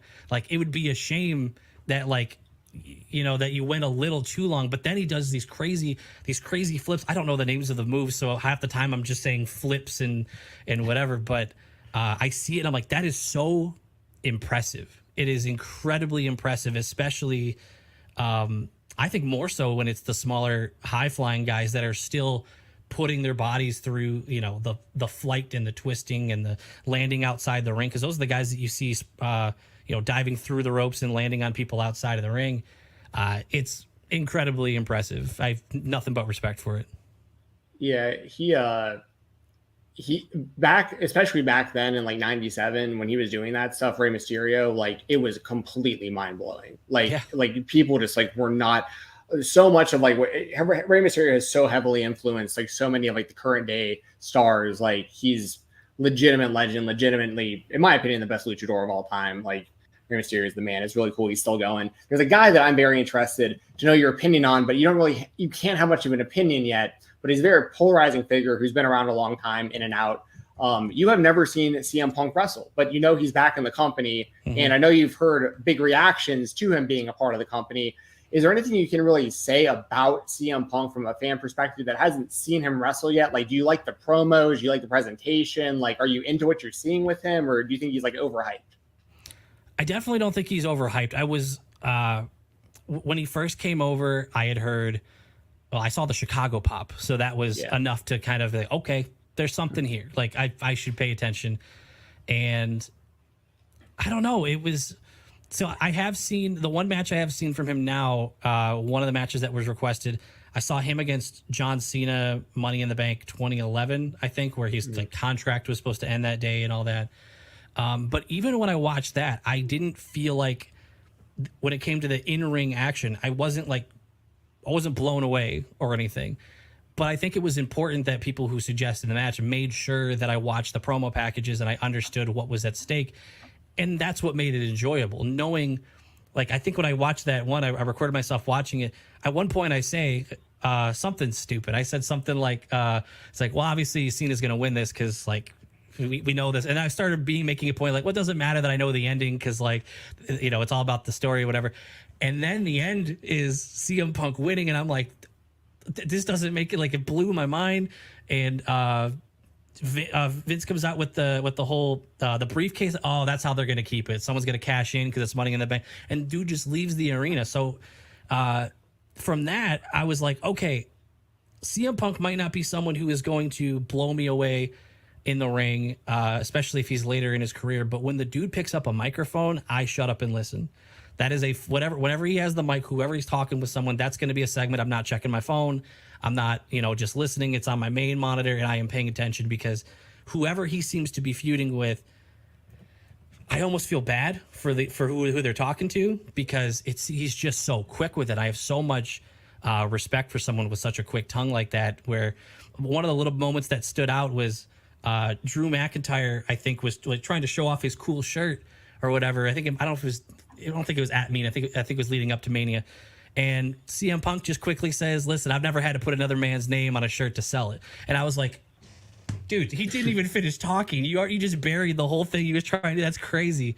So I'm very excited to finally see him in a fully cooking feud instead of just, I get if he's injured. I'm glad they're still using him at least to some degree. But even without being in the ring, I'm a CM Punk fan, which that could explain what kind of a fan I am and what I enjoy.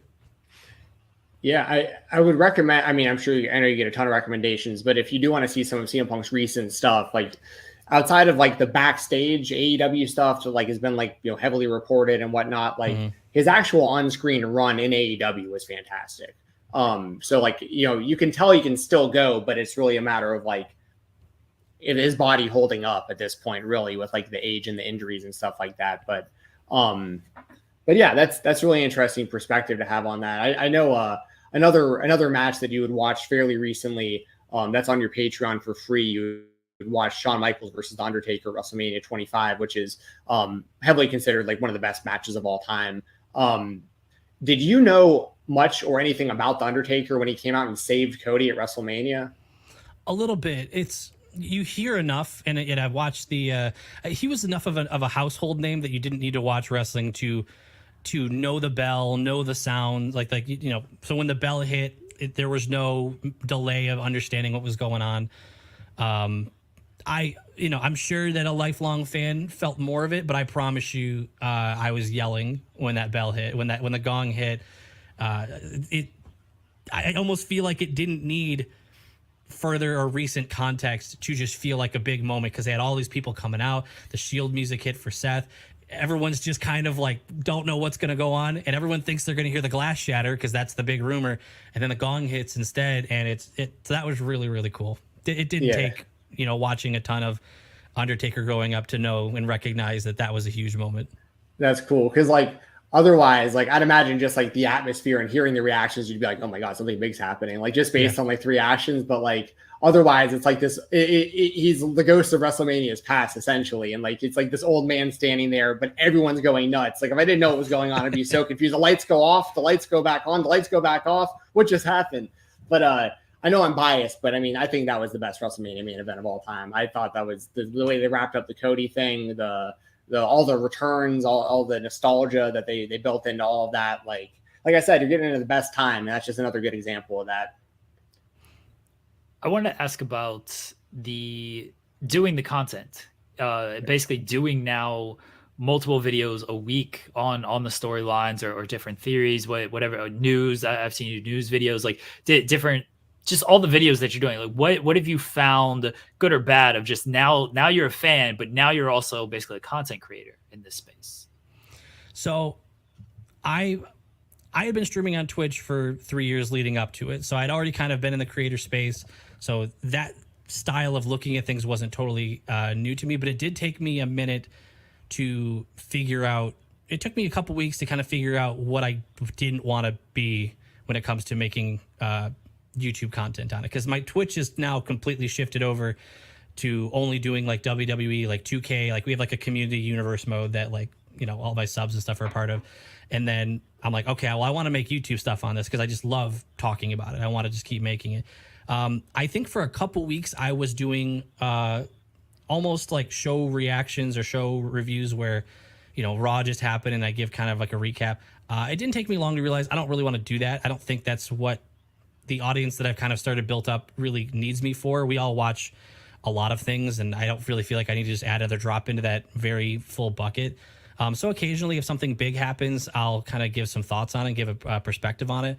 But what I've really enjoyed doing with it is I've switched over to interacting with people as much as I can. I like asking questions and then using that to fuel another discussion or another video. So it is a lot of back and forth with it. And I think that to kind of really answer your question of, what I did to kind of like switch into doing like not just being a fan, but doing the creative space.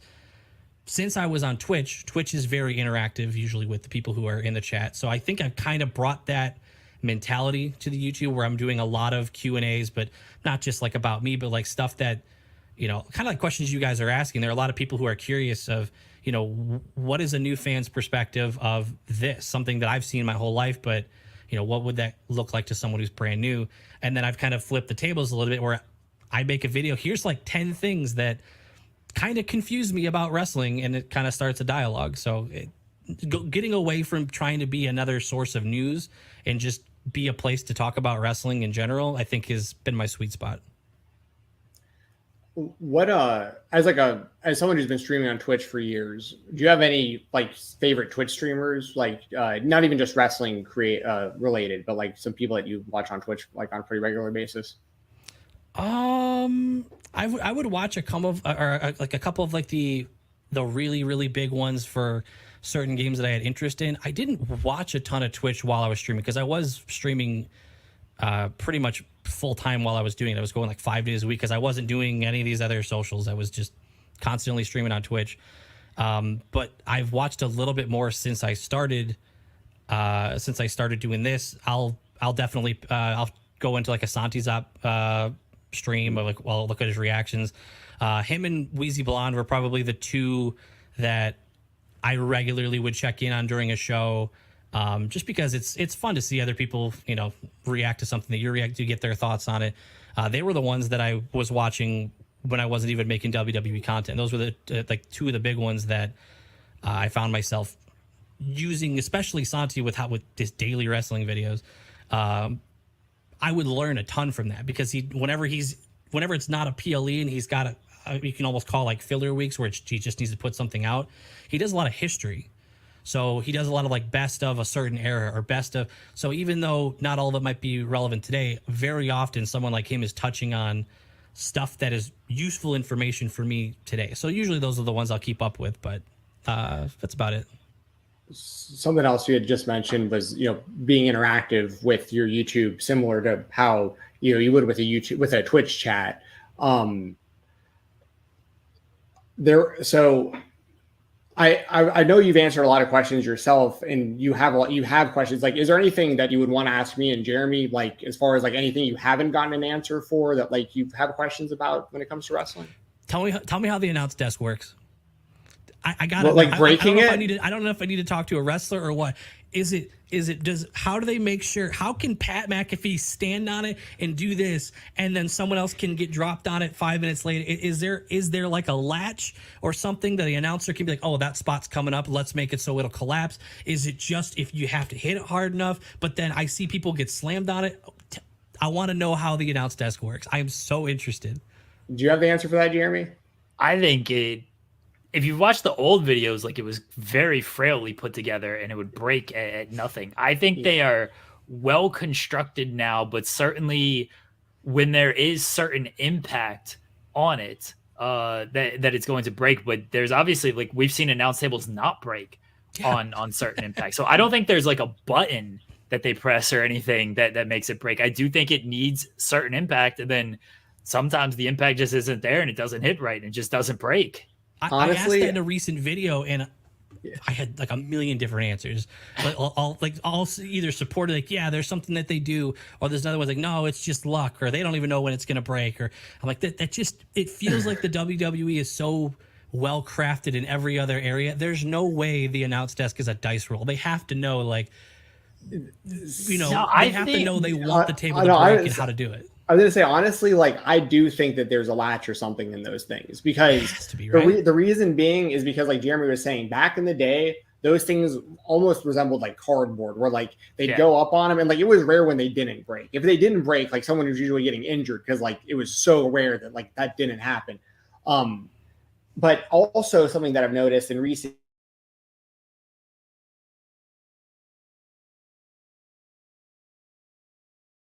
put it back together. It's like, so like that. You could see it, like, it disassembles instead of actually shattering. Right. Whereas before, it was like if you smushed a cardboard box and it went all different directions, the thing was just toast for the rest of the night. Done for the night, yeah. So I actually do think there's something in the current announce that tables. Now, they don't always break, and that's just my guess, but I don't know for sure. No, I thought you were frozen. Yeah, I think it's on. I think it's actually your end. Yeah, Jensen's down to like 360p right now. I think you're kind of. Yeah, usually it is my internet, and so that's probably why Jensen thought it was me. But this time it is all Jensen. No, I don't think. I mean, maybe it's latched in how they do it, but I don't think they hit a button or anything. I think it's just you got to hit it the right way, and then it does break. Or if you don't hit it that way, it doesn't. They are certainly a lot safer. I don't know if you have like, one, they'll clear it all off. I'm sure you noticed that, to where they don't leave any of the monitors or the laptops on there. The monitors are so much different. These older ones, they're full blown boxes they got to move, and now they just got these little tablets that are just in rubber cases now. So they clear that all off to make sure. I don't know. There's certain spots where you can tell the crash pad is very prevalent underneath the table. Because you see them land, and then you kind of see them lower, like as if whatever airbag or something was under it kind of like is deflating out of them. You mentioned you just watched Mick Foley and Undertaker Hell in a Cell. They didn't do any of that shit. Like they. What's crazy is a common. I said this in it because I have no interest in faking a reaction for any of this. There's so much stuff I haven't seen. There's no reason for me to pretend I haven't seen something. So I went into that reaction. I told people up front, I've seen the clip. I've seen him thrown off. So you're not going to see me go, oh my God, at that moment. I know that's going to happen. But in my mind, there's no way that's not the final spot, right? So when it happens to kick off the match, I still reacted because I'm like, wait a second, we're starting the match with that? And I'm like, okay, so it's a short one. And to find out that, the rest of that match gets thrown through the top of the cell, the thumbtacks that I also found out that's real. Those are real thumbtacks the dude is just crazy. And then everybody said, like, if you watch that, you need to. I had to like the next day they wanted me to do a follow up where I watched Undertaker and Mick Foley kind of talk about that match and then get the details of what was intentional and what wasn't, and it's mind blowing. I don't know if I'll see another match that just has me genuinely worried for someone's safety that much ever again. That was crazy. I don't remember what we were talking about. How did we start talking about? Oh, the him going through the table. Yeah, going through the table. Yeah. It did not look like there was an airbag waiting for him down there. Do you have any interest? Can you guys hear and see me okay now? I know I froze out for a second. Okay. Yeah. If you ever want to go down the rabbit hole or start seeing other stuff and want more recommendations, I mean, like, I don't know if death matches, if you are, that's like a completely different type of thing. But like, I mean, we're talking like glass and light tubes and barbed wire. And I mean, so I have not heard of that. Oh yeah. I mean, you can, there's so much that you can, I mean, but not all is going to be for you. Not all this is for everybody. I mean, like it's, but I mean, if you like Hell in a Cell and you're like, oh man, that's the most brutal thing I've ever seen in my life, there's stuff you can find out there to scratch that itch. So that's crazy. You know, if you want some recommendations, just DM me and I'll send you anything you're interested in, any type of style of wrestling, any wrestler that you've maybe been hearing about. I'll give you some recommendations if you ever want to reach out and want some tips. Like I'd be happy to send you some. That's for sure. That's the first time I've heard of like something actually just called a death match. So that's interesting. Oh yeah. I heard of the celebrity deathmatch like cartoon as a kid, but is that the same level of just pure brutality or? No, that's referee Mills Lane back in the day. Man. No, this is they get some of this stuff is pretty wild. Like they actually this upcoming weekend, GCW, which is Game Changer Wrestling, they're probably the biggest independent promotion in the US right now. They have a tournament of survival and cage of survival this weekend, and it's 2 nights of just straight death matches. Some of them are in a cage, and it's just, I mean, it's disgustingly violent. But it's once again, it's there's an audience for it. Like similar to like anything we're talking about. Like it's so wild how wrestling can bring so many different types of people together because like you're talking about like a theater background. You could have a sports background and understand what's going on in this. I saw a YouTube video of a girl, I can't remember her name. It started with a B, I think, but she had a really good YouTube video that was kind of similar to yours, where she's a newer fan and she's talking about how first time she sees it was WrestleMania 40, and they're doing these moves, and she's like, I was a ballerina growing up, and they had like a lot of the same kind of step combinations and choreography, and she's like, she got it because she was a ballerina, you know what I mean? So like, yeah, that's cool. Yeah, I love how you can have all these different backgrounds. Are you a fan of like traditional sports, being where you're from? Yeah, grew up hockey. I'm in Michigan, so grew up a big hockey fan. Second would probably be football. So it's been a rough being a Detroit fan. It's been rough as a football fan growing up, but lately it's been all right. Mm-hmm. Yeah, I'm actually a Minnesota Vikings fan, so little worried with the Lions. They've got a good squad. And the whole NFC North. 3-team division your whole life. Just let me have this for a minute, all right? Yeah. Hey, I mean, I feel the pain though. We don't have any Super Bowls ourselves, so it's rough. But have the Vikings been at Super Bowl? Yes, they've lost 4 times. I'd give anything to lose in the Super Bowl 4 times. It all happened before my life, unfortunately. Look, I'm a Panthers fan, and we suck. They're bad. Like we're awful. We do have 2 Super Bowl appearances, so I guess that's something. Josh, we probably have heat if you grew up a hockey fan, and I assume Red Wings fan. Yep. Okay, so I'm an Avs fan, so the rivalry isn't. Yes, I know. Look, if I can squash things with Darren McCarty, I've had Darren McCarty on one of the shows that I do, and like that's crazy. I don't know if we're best friends, but like we're acquaintances now. So if I can squash things with Darren McCarty, I feel like anybody else I would easily squash things. Seeing Claude Lemieux and Darren McCarty I feel like them squashing it and kind of being able to talk. I feel like the rest of us can just get over it at that point, that if they can all move on and be like, you know what, it happened, we've moved on, we've already done everything we need to with it. We had like the greatest feud in sports, so we'll take that. Yeah, we now have that as Red Wing and Avs fans. Yeah, and now East West, like we're not even the same conference anymore. So I miss some of my old rivals, like the Blackhawks and stuff like that. I kind of miss rivaling with some of those, but it is what it is. So small world. Darren McCarty is currently a independent wrestling manager. Like he's involved. Like he's I don't have anything handy, but there's I haven't gone to an indie show yet, but I see advertises for stuff that I have near me, and he was on like the poster and on the card. Him and Matt Riddle were both like going to be the big local like stuff going on. Like those are the two recognizable names or whatever for people who don't know the show yet. And I almost went to that, but it literally lined up with something else I had going on. And yeah, it's funny you say that. I have seen Darren McCarty like in with like the wrestling world now. Yeah, he actually gets involved himself a little bit with like some of these death matches. The guys that he manages do a lot of death matches, so like that's cool. That's kind of if you ever check that stuff out, very small world.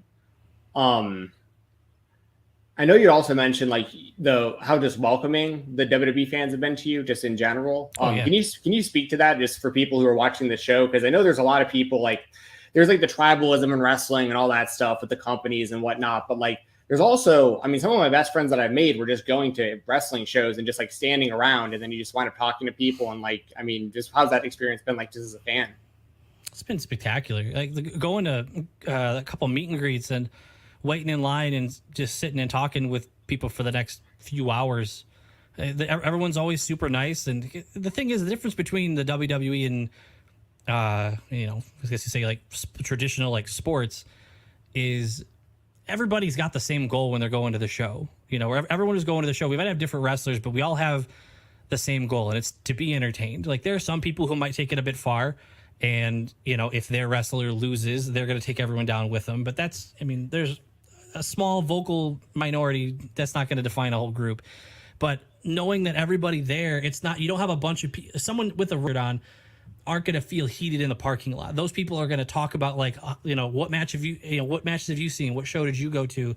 So it is really cool going to a full arena full of people who are all on the same page. They all want to pop to the same thing. Everybody just wants to have a good time.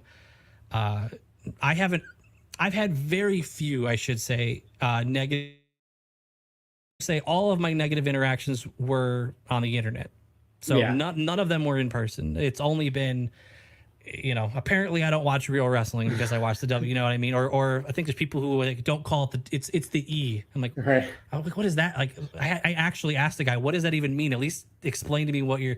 So there's some people on the internet that'll do that, but that's the other side.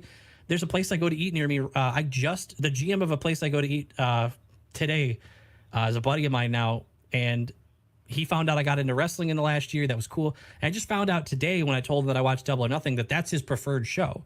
You'd never know it because he does it. We just talk about wrestling, and so it's very easy for anybody to be a fan of both shows. It does suck that the toxic side of it exists, but I truly believe it's a very vocal but small minority of people that really want the show that they don't even watch to fail just so theirs can feel like it's the superior show or something.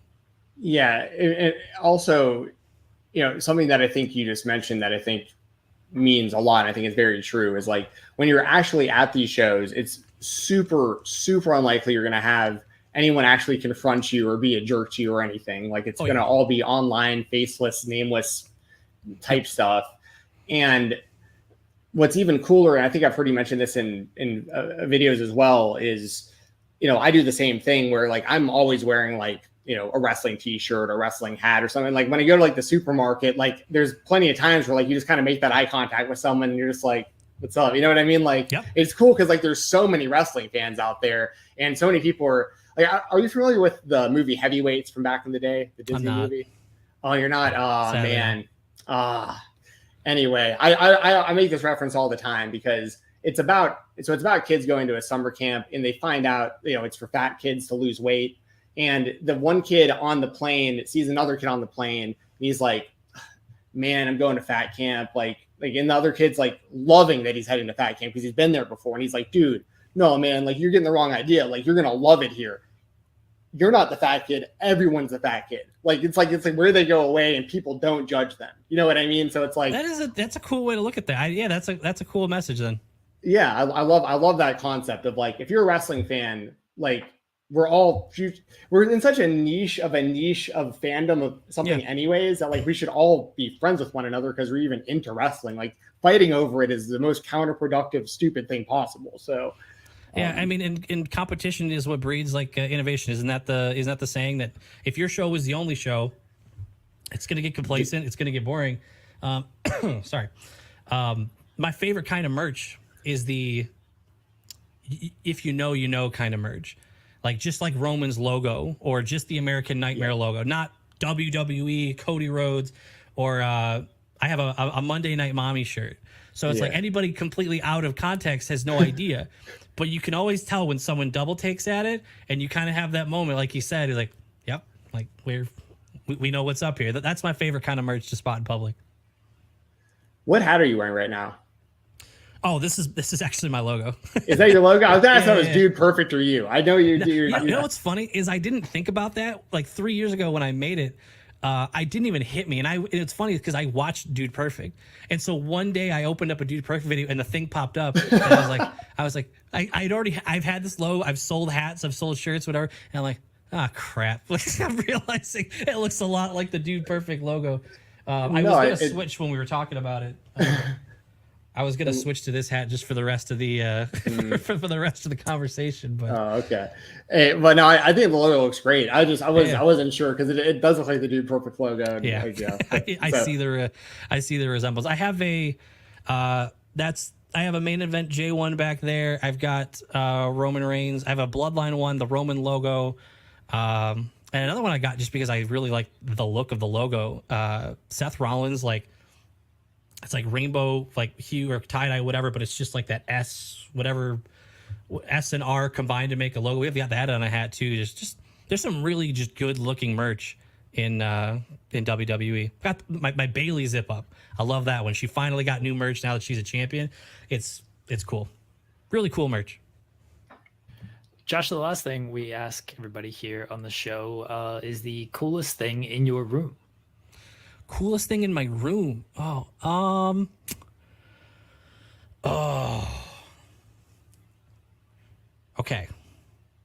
I have two. I'm going to give you maybe two answers. We'll see. So I've got right here is a SummerSlam car from the first show that me and my fiance had ever gone to. Inside of it is like a mini title belt commemorating like SummerSlam or whatever. We wanted to get that because we knew not only was it SummerSlam, but it's the first show we'd ever been to. And we knew at that point we were going to be like lifelong fans. So that was big to get. Money in the Bank case is kind of cool. The chair that I got from doing the Ringsider experience thing, like the VIP Ringsider thing, I think that one is really cool because it's like way more comfortable than you would expect. But yeah, that's I feel like I could go on and on. I have so much like collectible stuff that I've like really like, but those are definitely my two favorites where I feel like, because it feels like you can't just go pick one of those up. You know, it's something that once you have it, like it's attached to a moment and not just a brand. Yeah. Oh, sorry, Jeremy. The last question I got real quick, just based off of that was, I know you've been to everything from like the PLEs to the house shows to Raw, SmackDown. Outside of what I don't want to assume, I could be wrong, but outside of like, the big PLEs, like and that kind of stuff, like, or maybe even as a house show, like what's been your favorite experience, like live, as far as like, do you prefer the house shows because of like the interaction? Do you prefer the PLEs because it's such like a massive event? Like if you had to go to like one type of wrestling show to have the best time as a fan, like what kind do you think you'd go to? To assure that if you're just wanting to have a good time, then I'll also say that I'll answer a question you didn't ask for, because I've been asked this a lot. What show should I go to as my first show? That's what I've been asked a ton. Go to a house show. Go to a house show because you don't need to know any of the storylines, which you're not going to get 45 minutes taken up by a promo for something that you're not invested in yet. It's all matches with, I think they usually they'll have whoever the big faces at the time speak at the end. But the crowd interaction there's no comparison. It's the only comparison is SmackDown after the cameras go off. Because there's no cameras to play to. They can do it. It's where they kind of goof around a little bit. You'll see like the ref do like the Jey Uso yeet thing. You'll see Dominic flip off the crowd, tell everyone to F off. It's a very fun experience because it's just purely the match portion of it, which I think if you're going to go to a show for the first time, you should try to increase the chance that you're going to get more of the spectacle side. Obviously, if you're going to watch on TV, jump into a PLE or something so you can see all the big promo packages. But I'd go to another house show. Honestly, I would sit as close as I can because it's much cheaper to go to a house show. I would sit as close as I can at my next house show. Dude, you're going to have a blast at indie shows when you start going to some of these, because you can get right up there on the ring, and some of these companies go literally beat on the ring to cheer on the wrestlers and stuff. I mean, it's super, super interactive. So I'm really excited. It's like $20 for first row, 15 for everywhere else. I'm like, yeah, I'm so used to looking at Ticketmaster for all these other shows, and I'm like, yeah, okay, I'll sit in the front then. Let's go. I'm gonna go to one of those at some point soon. Yeah, and those wrestlers are super accessible. Most of these shows will have an intermission or something before and or after the show where you can go up, meet pretty much anyone that you become a fan of. They usually have merchandise, you can get pictures, autographs, whatever. I'm very excited for you as a newer fan, but I really respect how you jumped in so headfirst into this world, and how you not only were you accepted by the other fans, but you accept for how I see it and how so many other longtime fans see this as a form of entertainment that we love, and it's for fun. At the end of the day. So everybody's just trying to be entertained by it. It's not about being tricked by it. We already talked about it. I won't rehash it, but once you get over that, that initial thought of they're trying to trick me, just enjoy the show. It's awesome. Okay, Josh, this is for real the last thing I'm going to say, because then we got to get out of here. Okay. Wrestling is fake. Change my mind. Let's go run some fake moves then. Stunts. It's fake, so let's just give it a shot just for fun. I can't wait until the day where somebody comes at you about wrestling being fake and you're ready to go. So yeah, but the problem is they're gonna be thrown off because I gotta record this. Hold on, I gotta make sure I told people I was gonna have this argument. I gotta make sure I make it into a video. I love it, man. Thanks again for your time, Josh. We really appreciate it. It was a pleasure. Josh, thank you. Let everybody know where they can. Oh, excuse me. Let everybody know where they can find you at. Thankfully, I am Dporticus on all platforms. I'm most active on my YouTube and my Twitch and my Patreon, but you can find me and just talk to me on Twitter. People reach out all the time just asking stuff. More than welcome. I'm pretty accessible. So feel free to reach out on any of those platforms or check me out there. Again, big thank you for joining us. It was real fun getting to learn your story through the YouTube videos and then to talk to you here tonight, because Jensen and I, we do a lot of interviews. We don't talk to a lot of people who are new fans. So hearing your perspective on everything was very interesting, and for me, insightful. So again, thank you for that. And look, if you are coming to SummerSlam this year, hit me up. We'll meet up. We'll take photos. Yeah, we are definitely going. We just secured the tickets in the hotel and everything this week. So we're already excited. I have that, and then I'm going to a house show next month. So we always try to have a show to look forward to at some point. So I'm excited. There you go. Awesome. Yeah, we'll take the Triple H point photo together and all that fun stuff. So yeah, thank you, Josh. All the links are below. Go check him out on social media. Go check out his YouTube channel. Guys, we'll be right back here on the. We're back. Big thank you to Josh, aka Dporticus, for joining us. Everyone go check out his YouTube channel. Again, he just posted his Double or Nothing video. So hear from someone who clearly a big WWE fan, really into the WWE style. He mentioned, being a theater kid, really enjoying the theatrics and the presentation of WWE, and AEW is obviously something different for a lot of people in a good way. And so hear Josh's perspective on what he thought of AEW and something that is completely different than WWE, especially the pay-per-views, Oh, Maggie, when do you want to be on? Can you do next week? Let's set this up. Come on the show next week with us, Maggie. There. All right, everybody. We'll be back next week talking about all the things in the world of professional wrestling. Appreciate everybody hanging out in the chat, super chats, thumbs up on the videos. Sorry, Corey asking, do I know anything about the Brooks Jensen situation? I know we have people looking into it. I did see his tweets. I know we've asked about that. That's as much information that I can give you on that. So hopefully we'll have more, but I did see Brooks Jensen's tweets, so we'll see. Thanks again, everybody, for joining us. Thumbs up on the video, leaving a super chat, leave us a good review on iTunes or wherever you're listening to this podcast portion of this show. Head over to Fightful Overbooked, FightfulOverbooked.com. We have In the Weeds tomorrow, 10 a.m. Eastern. Matt Cardona is scheduled to join us. We're talking about Matt, about everything going on in his world. He's injured, but he doesn't slow down, always ready. Talking about the GCW GM and how he stripped Blake Christian of the GCW title and the big weekend they have with Tournament Survival, Cage of Survival this weekend as well. And SP3 and I will be on the show tomorrow. SP3 will be co-hosting with me tomorrow. We'll talk about everything, Fallout from Dynamite, whatever's going on SmackDown. I think they've announced like 2 things. So we'll be talking about all of that as well. Coexisting with Rob and Maggie tomorrow at 3 p.m. Eastern on Fightful Overbooked.